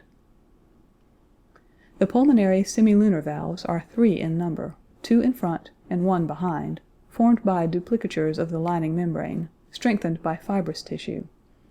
They are attached by their convex margins to the wall of the artery at its junction with the ventricle, their free borders being directed upward into the lumen of the vessel. The free and attached margins of each are strengthened by tendinous fibers, and the former presents, at its middle, a thickened nodule, corpus aurantii. From this nodule tendinous fibers radiate through the segment to its attached margin, but are absent from 2 narrow crescentic portions, the lunulae, placed one on either side of the nodule immediately adjoining the free margin. Between the semilunar valves and the wall of the pulmonary artery are 3 pouches or sinuses, sinuses of Valsalva. Left atrium, atrium sinistrum, left auricle. The left atrium is rather smaller than the right, but its walls are thicker, measuring about 3 millimeters. It consists, like the right, of 2 parts, a principal cavity and an auricula. The principal cavity is cuboidal in form, and concealed in front by the pulmonary artery and aorta. In front and to the right it is separated from the right atrium by the atrial septum. Opening into it on either side are the 2 pulmonary veins. Auricula, auricula sinistra, left auricular appendix. The auricula is somewhat constricted at its junction with the principal cavity. It is longer, narrower, and more curved than that of the right side. Its margins are more deeply indented. It is directed forward and toward the right, and overlaps the root of the pulmonary artery. The interior of the left atrium presents the following parts for examination: openings of the 4 pulmonary veins, left atrioventricular opening, musculi pectinati. The pulmonary veins, 4 in number, open into the upper part of the posterior surface of the left atrium, 2 on either side of its middle line. They are not provided with valves. The 2 left veins frequently end by a common opening. The left atrioventricular opening is the aperture between the left atrium and ventricle, and is rather smaller than the corresponding opening on the right side. The musculi pectinati, fewer and smaller than in the right auricula, are confined to the inner surface of the auricula. On the atrial septum may be seen a lunated impression, bounded below by a crescentic ridge, the concavity of which is turned upward. The depression is just above the fossa ovalis of the right atrium. End of section 6. Section 7 of Gray's Anatomy Part 3. The Heart, Part 2. Left ventricle, ventriculus sinister. The left ventricle is longer and more conical in shape than the right, and on transverse section its concavity presents an oval or nearly circular outline. It forms a small part of the sternocostal surface and a considerable part of the diaphragmatic surface of the heart. It also forms the apex of the heart. Its walls are about 3 times as thick as those of the right ventricle. Its interior presents the following parts for examination: openings, left atrioventricular, aortic; valves, bicuspid or mitral, aortic; trabeculae carni, chordae tendineae. The left atrioventricular opening, mitral orifice, is placed below and to the left of the aortic orifice. It is a little smaller than the corresponding aperture of the opposite side, admitting only 2 fingers. It is surrounded by a dense fibrous ring covered by the lining membrane of the heart, and is guarded by the bicuspid or mitral valve. The aortic opening is a circular aperture in front and to the right of the atrioventricular, from which it is separated by the anterior cusp of the bicuspid valve. Its orifice is guarded by the aortic semilunar valves. The portion of the ventricle immediately below the aortic orifice is termed the aortic vestibule, and possesses fibrous instead of muscular walls. The bicuspid or mitral valve, valvula bicuspidalis or mitralis, is attached to the circumference of the left atrioventricular orifice in the same way that the tricuspid valve is on the opposite side. It consists of two triangular cusps formed by duplicatures of the lining membrane, strengthened by fibrous tissue, and containing a few muscular fibers. The cusps are of unequal size, and are larger, thicker, and stronger than those of the tricuspid valve. The larger cusp is placed in front and to the right between the atrioventricular and aortic orifices, and is known as the anterior or aortic cusp. The smaller or posterior cusp is placed behind and to the left of the opening. Two smaller cusps are usually found at the angles of junction of the larger. The cusps of the bicuspid valve are furnished with chordae tendineae, which are attached in a manner similar to those on the right side. They are, however, thicker, stronger, and less numerous. The aortic semilunar valves are 3 in number, and surround the orifice of the aorta. 2 are anterior, right and left, and 1 posterior. They are similar in structure and in their mode of attachment to the pulmonary semilunar valves, but are larger, thicker, and stronger. The lunulae are more distinct, and the noduli or corpora arantii thicker and more prominent. Opposite the valves, the aorta presents slight dilatations, the aortic sinuses of Valsalva, which are larger than those at the origin of the pulmonary artery.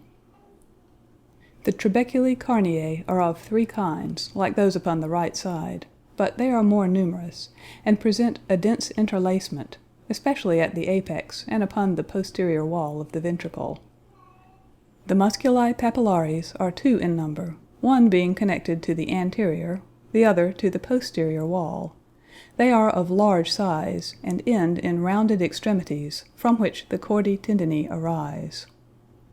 The chordae tendineae from each papillary muscle are connected to both cusps of the bicuspid valve. Ventricular septum, septum ventriculorum, interventricular septum. The ventricular septum is directed obliquely backward and to the right, and is curved, with a convexity toward the right ventricle. Its margins correspond with the anterior and posterior longitudinal sulci. The greater portion of it is thick and muscular, and constitutes the muscular ventricular septum, but its upper and posterior part, which separates the aortic vestibule from the lower part of the right atrium and upper part of the right ventricle, is thin and fibrous, and is termed the membranous ventricular septum. An abnormal communication may exist between the ventricles at this part, owing to defective development of the membranous septum. Structure. The heart consists of muscular fibers and of fibrous rings which serve for their attachment. It is covered by the visceral layer of the serous pericardium, epicardium, and lined by the endocardium. Between these two membranes is the muscular wall, or myocardium. The endocardium is a thin, smooth membrane which lines and gives the glistening appearance to the inner surface of the heart. It assists in forming the valves by its reduplications, and is continuous with the lining membrane of the large blood vessels. It consists of connective tissue and elastic fibers, and is attached to the muscular structure by loose elastic tissue, which contains blood vessels and nerves.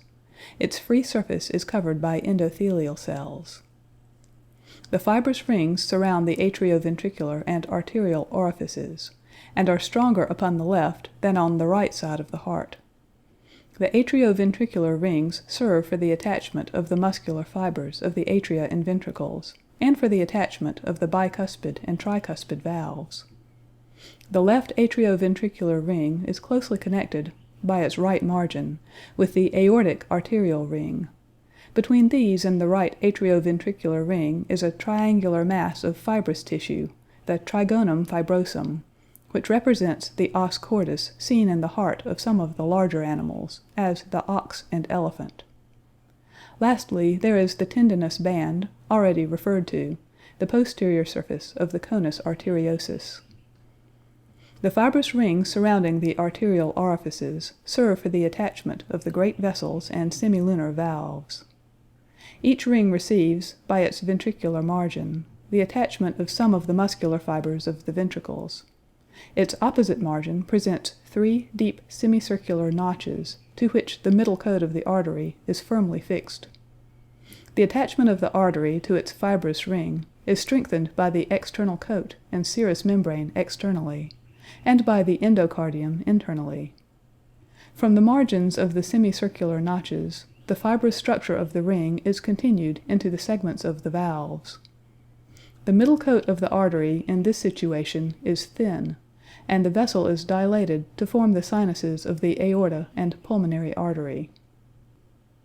Cardiac muscular tissue.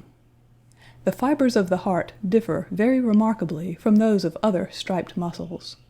They are smaller by 1/3, and their transverse striae are by no means so well marked. They show faint longitudinal striation. The fibers are made up of distinct quadrangular cells, joined end to end so as to form a syncytium. Each cell contains a clear oval nucleus situated near its center. The extremities of the cells have a tendency to branch or divide, the subdivisions uniting with offsets from other cells, and thus producing an anastomosis of the fibers. The connective tissue between the bundles of fibers is much less than in ordinary striped muscle, and no sarcolemma has been proved to exist. Purkinje fibers. Between the endocardium and the ordinary cardiac muscle are found, embedded in a small amount of connective tissue, peculiar fibers known as Purkinje fibers. They are found in certain mammals and in birds, and can be best seen in the sheep's heart, where they form a considerable portion of the moderator band, and also appear as gelatinous-looking strands on the inner walls of the atria and ventricles. They also occur in the human heart, associated with the terminal distributions of the bundle of His. The fibers are very much larger in size than the cardiac cells, and differ from them in several ways.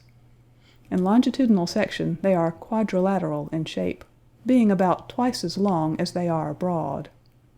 The central portion of each fiber contains one or more nuclei, and is made up of granular protoplasm, with no indication of striations, while the peripheral portion is clear and has distinct transverse striations.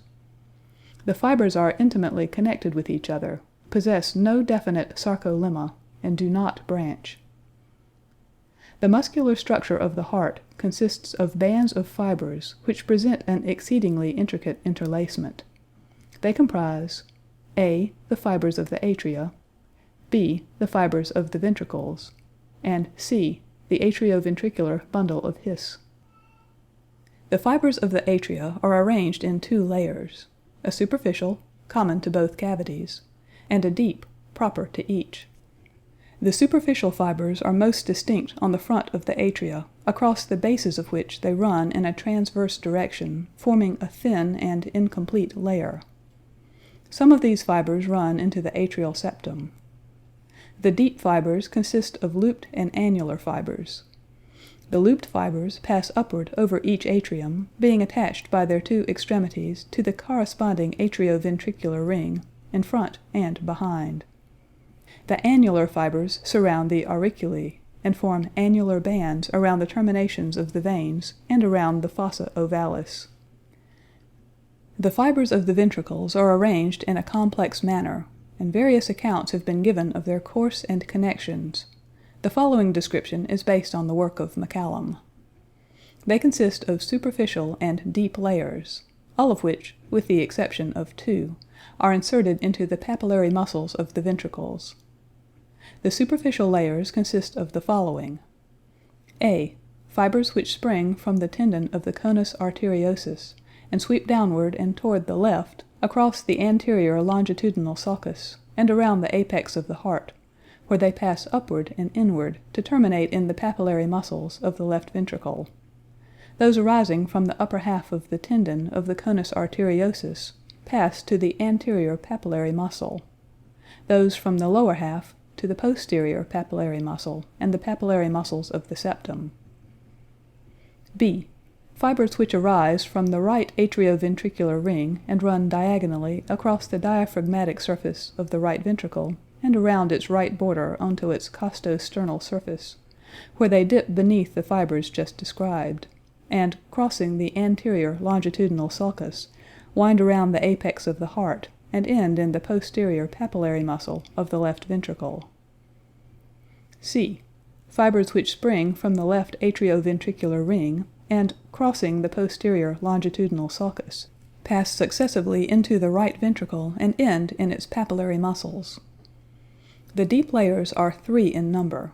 They arise in the papillary muscles of one ventricle and, curving in an S-shaped manner, turn in at the longitudinal sulcus and end in the papillary muscles of the other ventricle.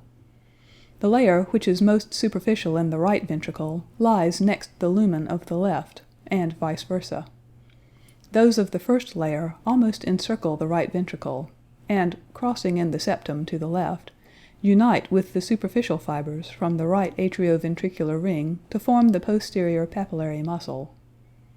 Those of the second layer have a less extensive course in the wall of the right ventricle, and a correspondingly greater course in the left, where they join with the superficial fibers from the anterior half of the tendon of the conus arteriosus to form the papillary muscles of the septum. Those of the third layer pass almost entirely around the left ventricle and unite with the superficial fibers from the lower half of the tendon of the conus arteriosus to form the anterior papillary muscle. Besides the layers just described, there are 2 bands which do not end in papillary muscles. One springs from the right atrioventricular ring and crosses in the atrioventricular septum.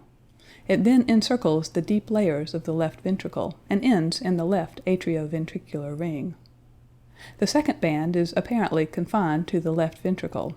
It is attached to the left atrioventricular ring, and encircles the portion of the ventricle adjacent to the aortic orifice.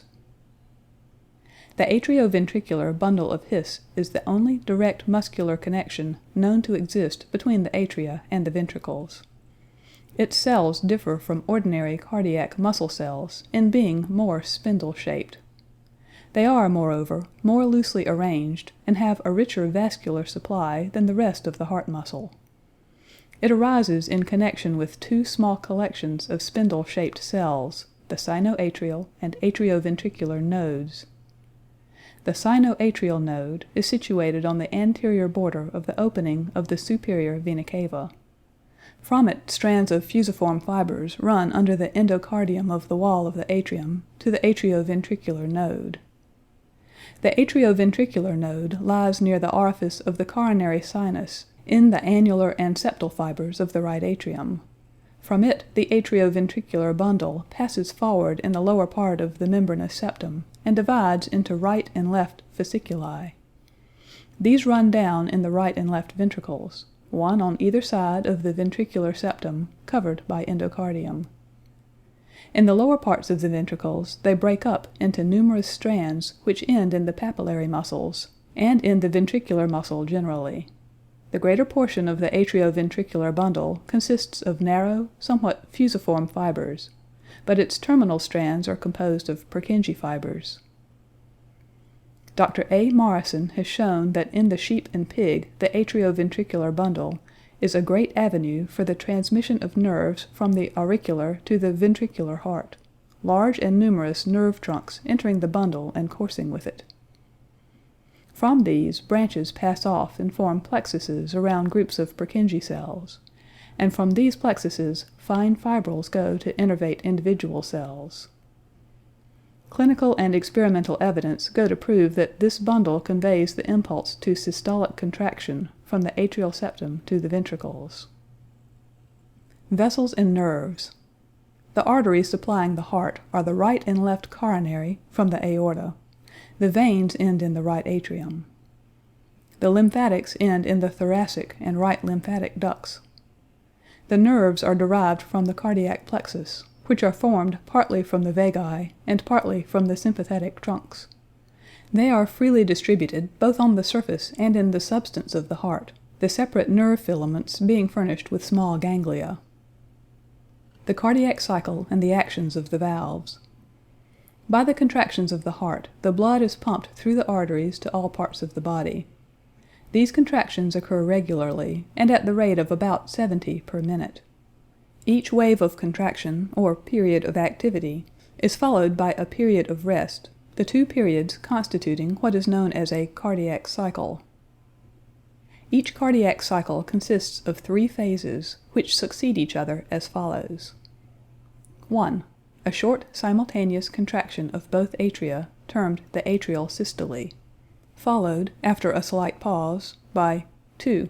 A simultaneous, but more prolonged, contraction of both ventricles, named the ventricular systole, and 3. A period of rest, during which the whole heart is relaxed. The atrial contraction commences around the venous openings, and sweeping over the atria forces their contents through the atrioventricular openings into the ventricles, regurgitation into the veins being prevented by the contraction of their muscular coats. When the ventricles contract, the tricuspid and bicuspid valves are closed and prevent the passage of the blood back into the atria. The musculi papillaris at the same time are shortened, and pulling on the chordae tendineae prevent the inversion of the valves into the atria. As soon as the pressure in the ventricles exceeds that in the pulmonary artery and aorta, the valves guarding the orifices of these vessels are opened, and the blood is driven from the right ventricle into the pulmonary artery, and from the left into the aorta. The moment the systole of the ventricles ceases, the pressure of the blood in the pulmonary artery and aorta closes the pulmonary and aortic semilunar valves to prevent regurgitation of blood into the ventricles, the valves remaining shut until reopened by the next ventricular systole. During the period of rest, the tension of the tricuspid and bicuspid valves is relaxed, and blood is flowing from the veins into the atria, being aspirated by negative intrathoracic pressure, and slightly also from the atria into the ventricles. The average duration of a cardiac cycle is about 0.8 of a second, made up as follows: atrial systole 1/10, atrial diastole 7/10, ventricular systole 3/10, ventricular diastole 5/10, total systole 4/10, complete diastole 4/10. The rhythmical action of the heart is muscular in origin. That is to say, the heart muscle itself possesses the inherent property of contraction, apart from any nervous stimulation. The more embryonic the muscle, the better is it able to initiate and propagate the contraction wave. This explains why the normal systole of the heart starts at the entrance of the veins, for there the muscle is most embryonic in nature. At the atrioventricular junction there is a slight pause in the wave of muscular contraction. To obviate this, so far as possible, a peculiar band of marked embryonic type passes across the junction, and so carries on the contraction wave to the ventricles. This band, composed of special fibers, is the atrioventricular bundle of His. The nerves, although not concerned in originating the contractions of the heart muscle, play an important role in regulating their force and frequency in order to subserve the physiological needs of the organism. End of section 7. Section 8 of Gray's Anatomy, Part 3. Peculiarities in the vascular system in the fetus. The chief peculiarities of the fetal heart are the direct communication between the atria through the foramen oval and the large size of the valve of the inferior vena cava. Among other peculiarities the following may be noted. 1. In early fetal life the heart lies immediately below the mandibular arch and is relatively large in size. As development proceeds, it is gradually drawn within the thorax, but at first it lies in the middle line. Toward the end of pregnancy it gradually becomes oblique in direction. 2.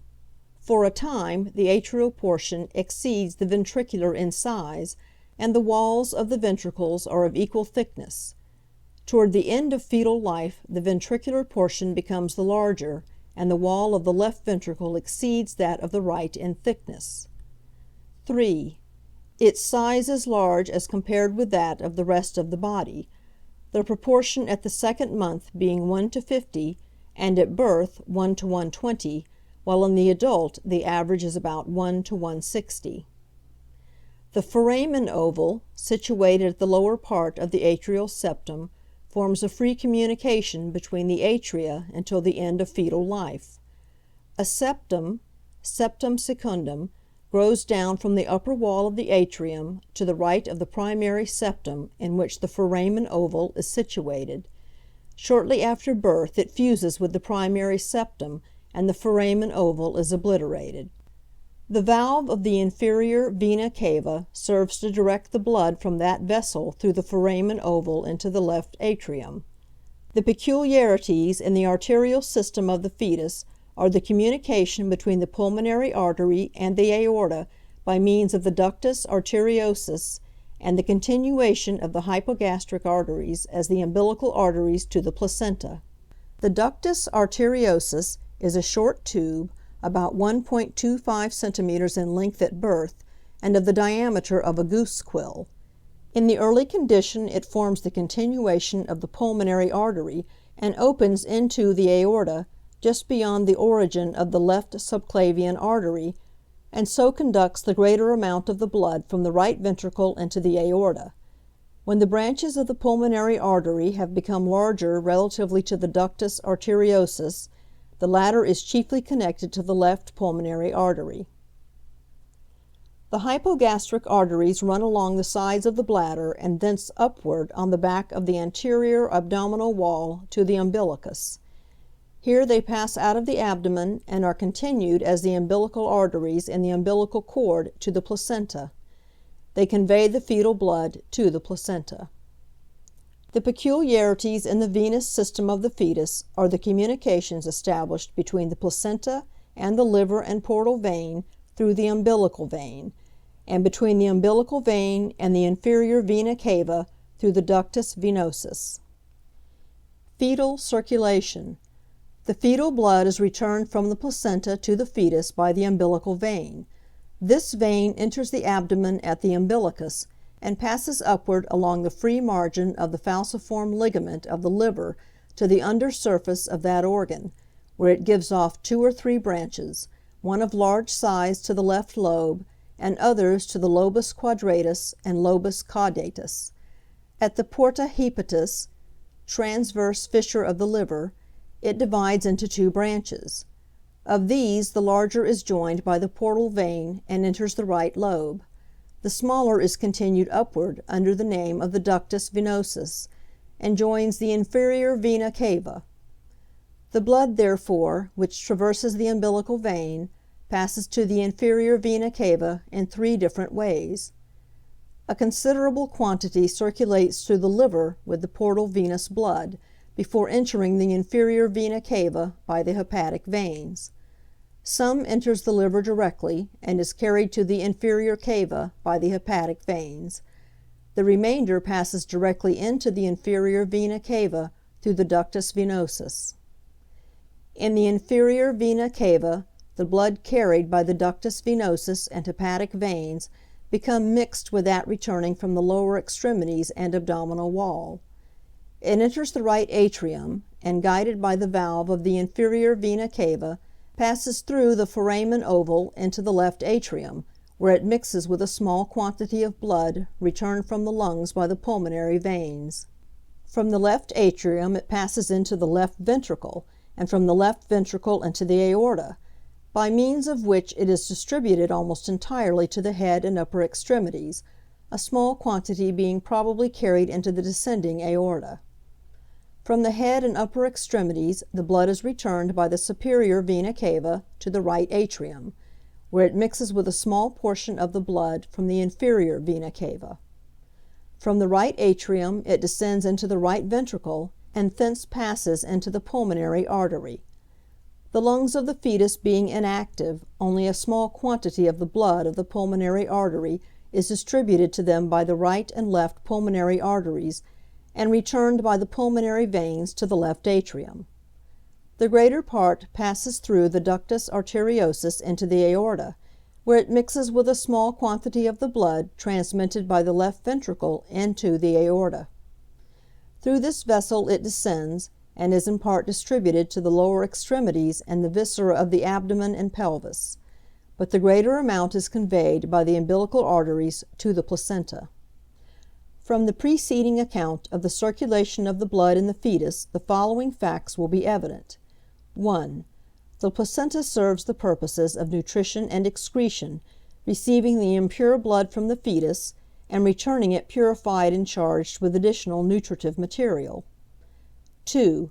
Nearly the whole of the blood of the umbilical vein traverses the liver before entering the inferior vena cava. Hence the large size of the liver, especially at an early period of fetal life. 3. The right atrium is the point of meeting of a double current, the blood in the inferior vena cava being guided by the valve of this vessel into the left atrium, while that in the superior vena cava descends into the right ventricle. At an early period of fetal life, it is highly probable that the two streams are quite distinct, for the inferior vena cava opens almost directly into the left atrium, and the valve of the inferior vena cava would exclude the current from the right ventricle. At a later period, as the separation between the two atria becomes more distinct, it seems probable that some mixture of the two streams must take place. 4. The pure blood carried from the placenta to the fetus by the umbilical vein, mixed with the blood from the portal vein and inferior vena cava, passes almost directly to the arch of the aorta, and is distributed by the branches of that vessel to the head and upper extremities. 5.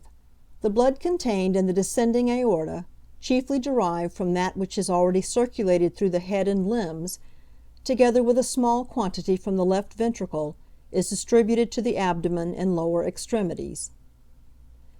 Changes in the vascular system at birth. At birth, when respiration is established, an increased amount of blood from the pulmonary artery passes through the lungs, and the placental circulation is cut off. The foramen oval is closed by about the 10th day after birth. The valvular fold above mentioned adheres to the margin of the foramen for the greater part of its circumference, but a slit-like opening is left between the two atria above, and this sometimes persists.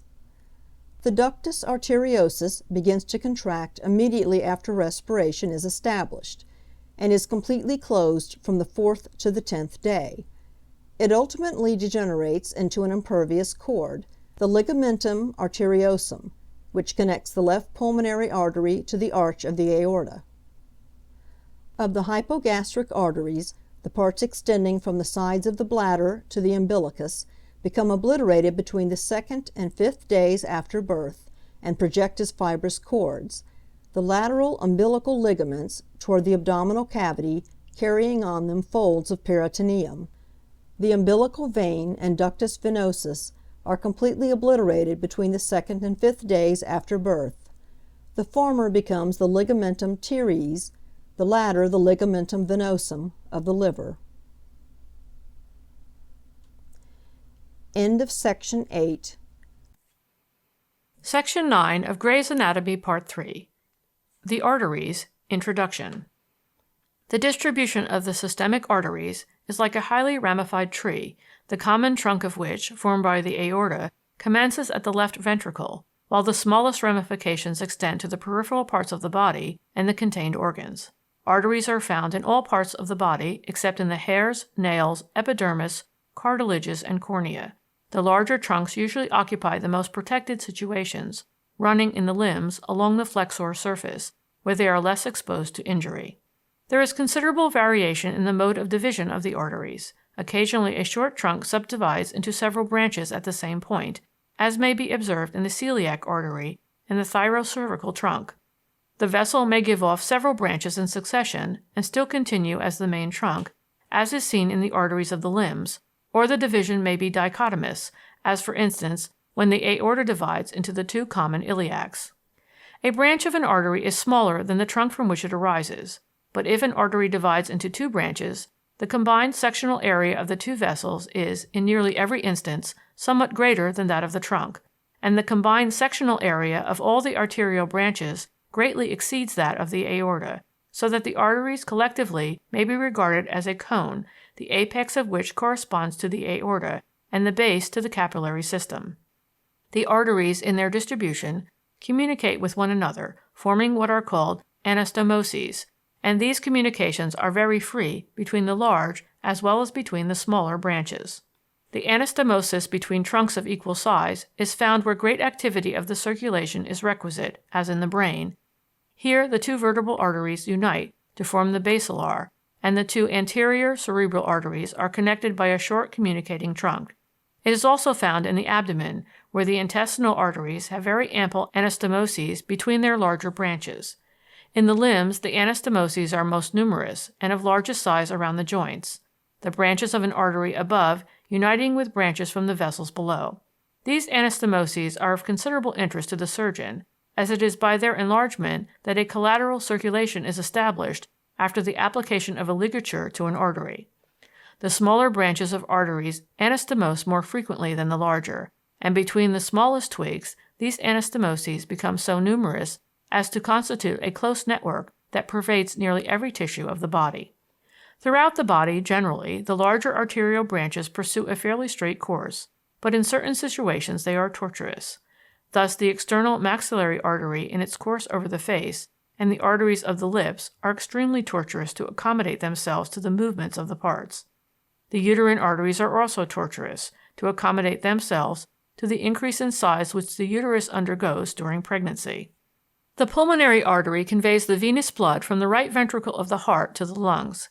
It is a short, wide vessel, about 5 centimeters in length and 3 centimeters in diameter, arising from the conus arteriosus of the right ventricle.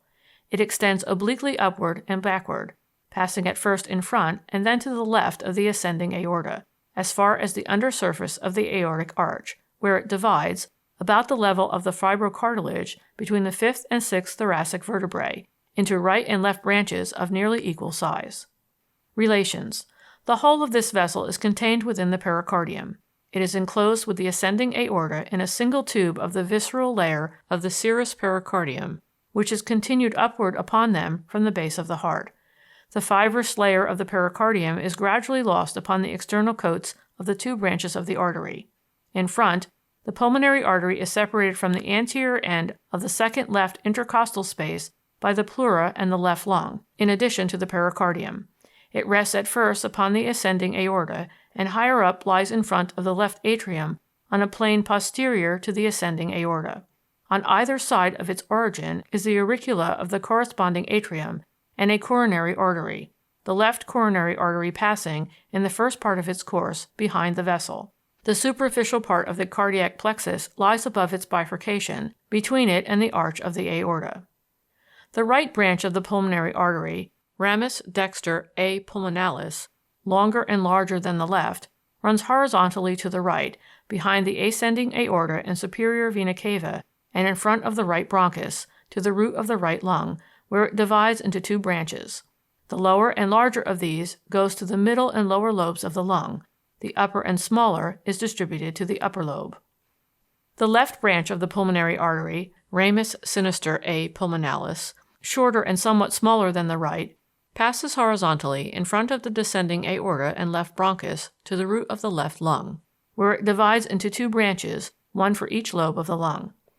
Above, it is connected to the concavity of the aortic arch by the ligamentum arteriosum, on the left of which is the left recurrent nerve, and on the right the superficial part of the cardiac plexus.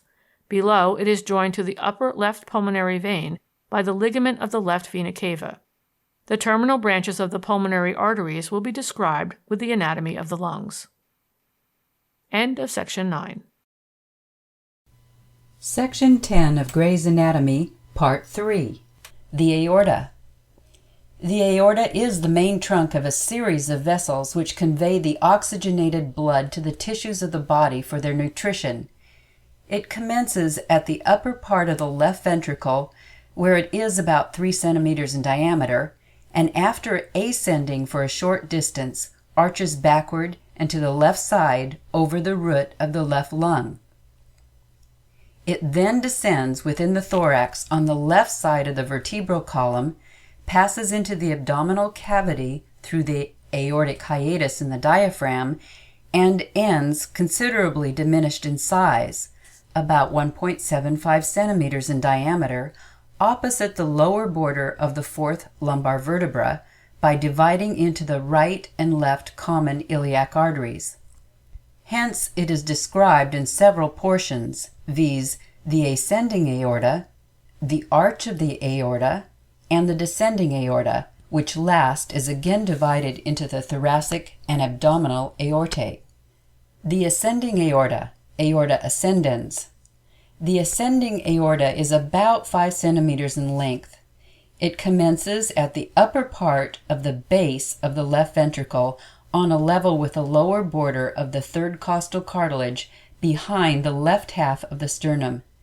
It passes obliquely upward, forward, and to the right in the direction of the heart's axis, as high as the upper border of the second right costal cartilage, describing a slight curve in its course, and being situated about 6 centimeters behind the posterior surface of the sternum.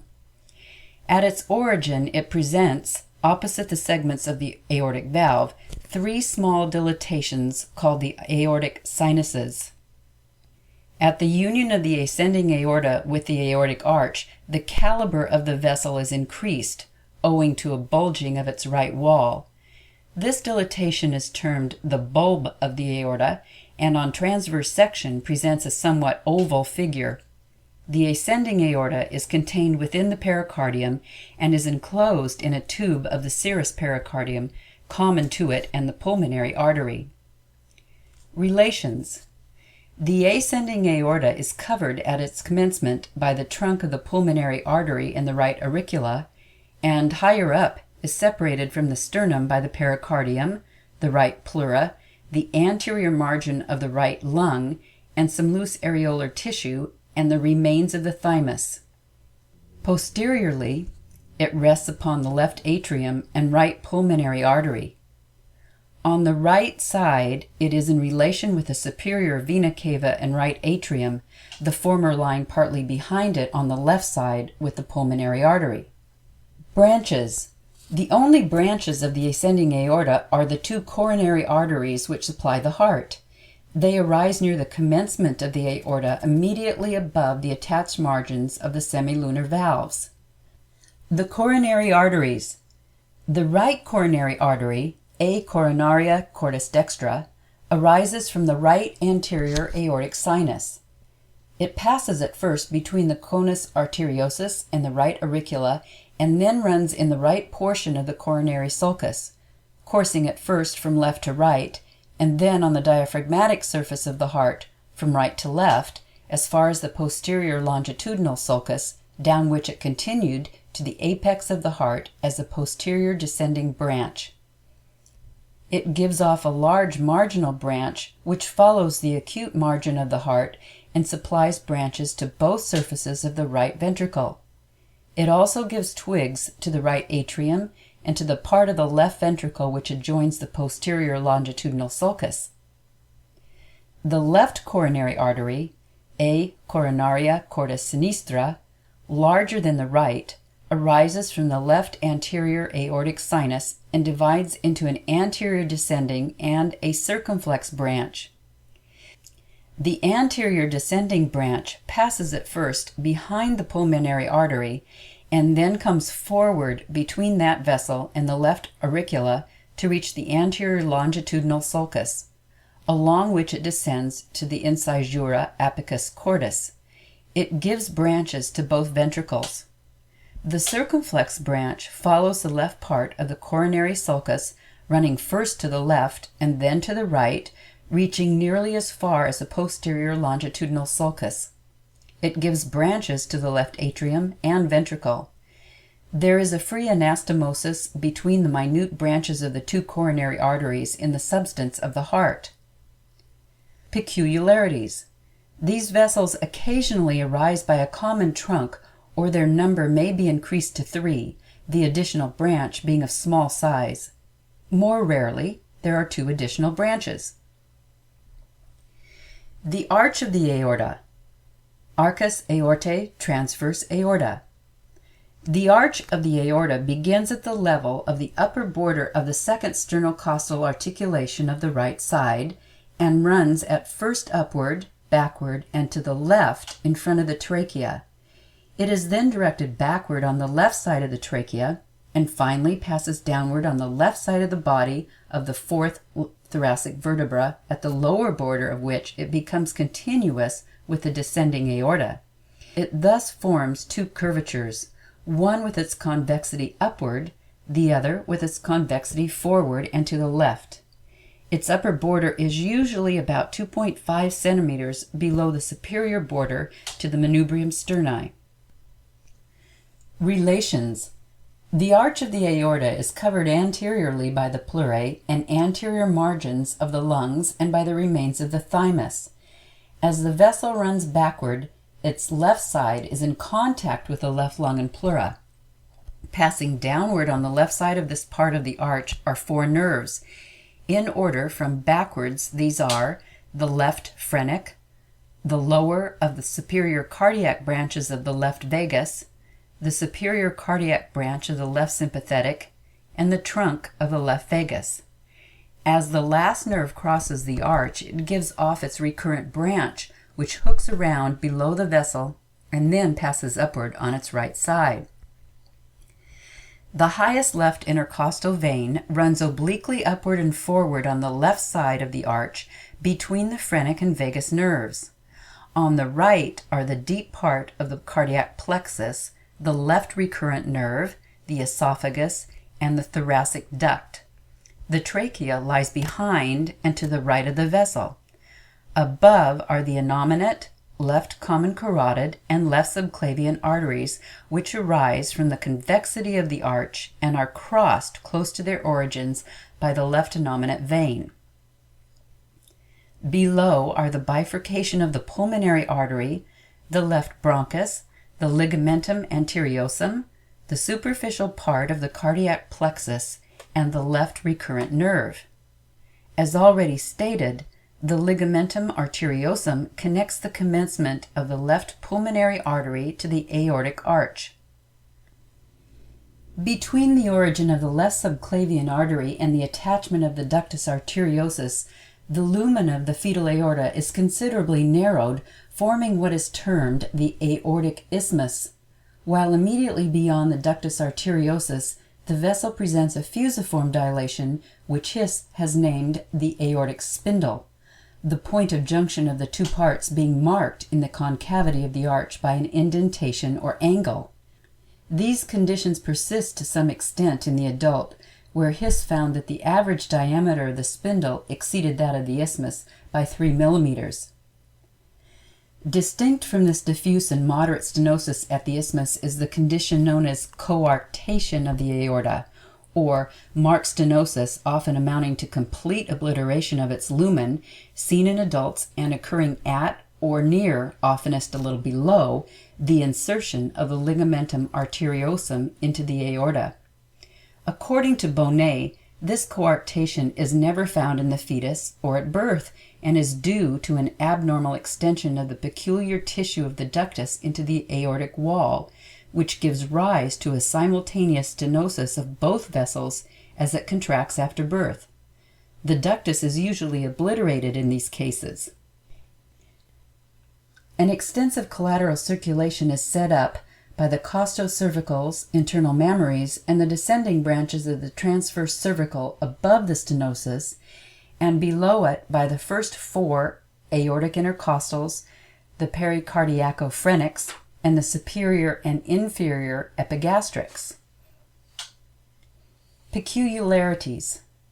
The height to which the aorta rises in the thorax is usually about 2.5 centimeters below the upper border of the sternum, but it may ascend nearly to the top of the bone. Occasionally it's found 4 centimeters, more rarely from 5 to 8 centimeters below this point. Occasionally it is found 4 centimeters, more rarely from 5 to 8 centimeters below this point.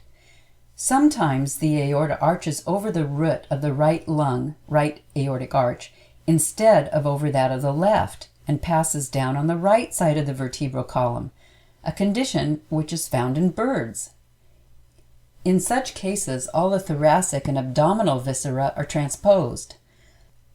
Less frequently, the aorta, after arching over the root of the right lung, is directed to its usual position on the left side of the vertebral column. This peculiarity is not accompanied by transposition of the viscera. The aorta occasionally divides, as in some quadrupeds, into an ascending and a descending trunk, the former of which is directed vertically upward and subdivides into 3 branches to supply the head and upper extremities. Sometimes the aorta subdivides near its origin into 2 branches which soon reunite. In one of these cases, the esophagus and trachea were found to pass through the interval between the 2 branches. This is the normal condition of the vessel in the reptilia. Branches. The branches given off from the arch of the aorta are 3 in number: the innominate, the left common carotid, and the left subclavian. Peculiarities. Position of the branches. The branches, instead of arising from the highest part of the arch, may spring from the commencement of the arch or upper part of the ascending aorta, or the distance between them at their origins may be increased or diminished, the most frequent change in this respect being the approximation of the left carotid toward the innominate artery. The number of the primary branches may be reduced to 1, or more commonly 2, the left carotid arising from the innominate artery, or, more rarely, the carotid and subclavian arteries of the left side arising from a left innominate artery. But the number may be increased to 4 from the right carotid and subclavian arteries arising directly from the aorta, the innominate being absent. In most of these latter cases, the right subclavian has been found to arise from the left end of the arch. In other cases, it is the second or third branch given off instead of the first. Another common form in which there are 4 primary branches is that in which the left vertebral artery arises from the arch of the aorta between the left carotid and subclavian arteries. Lastly, the number of trunks from the arch may be increased to 5 or 6. In these instances, the external and internal carotids arise separately from the arch, the common carotid being absent on one or both sides. In some cases, 6 branches have been found, and this condition is associated with the origin of both vertebral arteries from the arch. Number usual, arrangement different. When the aorta arches over to the right side, the 3 branches have an arrangement the reverse of what is usual. The innominate artery is the left one, and the right carotid and subclavian arise separately.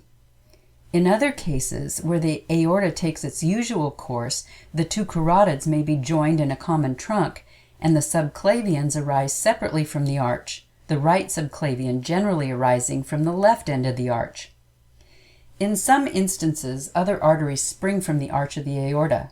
Of these, the most common are the bronchial, one or both, and the thyroidea, but the internal mammary and the inferior thyroid have been seen to arise from this vessel. The innominate artery, anonyma brachiocephalic artery. The innominate artery is the largest branch of the arch of the aorta and is from 4 to 5 centimeters in length. It arises on a level with the upper border of the second right costal cartilage from the commencement of the arch of the aorta on a plane anterior to the origin of the left carotid. It ascends obliquely upward, backward, and to the right to the level of the upper border of the right sternoclavicular articulation, where it divides into the right common carotid and right subclavian arteries. Relations. Anteriorly, it is separated from the manubrium sterni by the sternohyoides and sternothyroideus, the remains of the thymus, the left innominate and right inferior thyroid veins which cross its root, and sometimes the superior cardiac branches of the right vagus. Posterior to it is the trachea, which it crosses obliquely.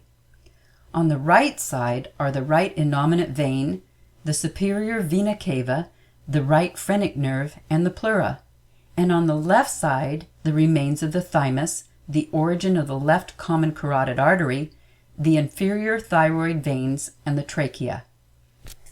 Branches.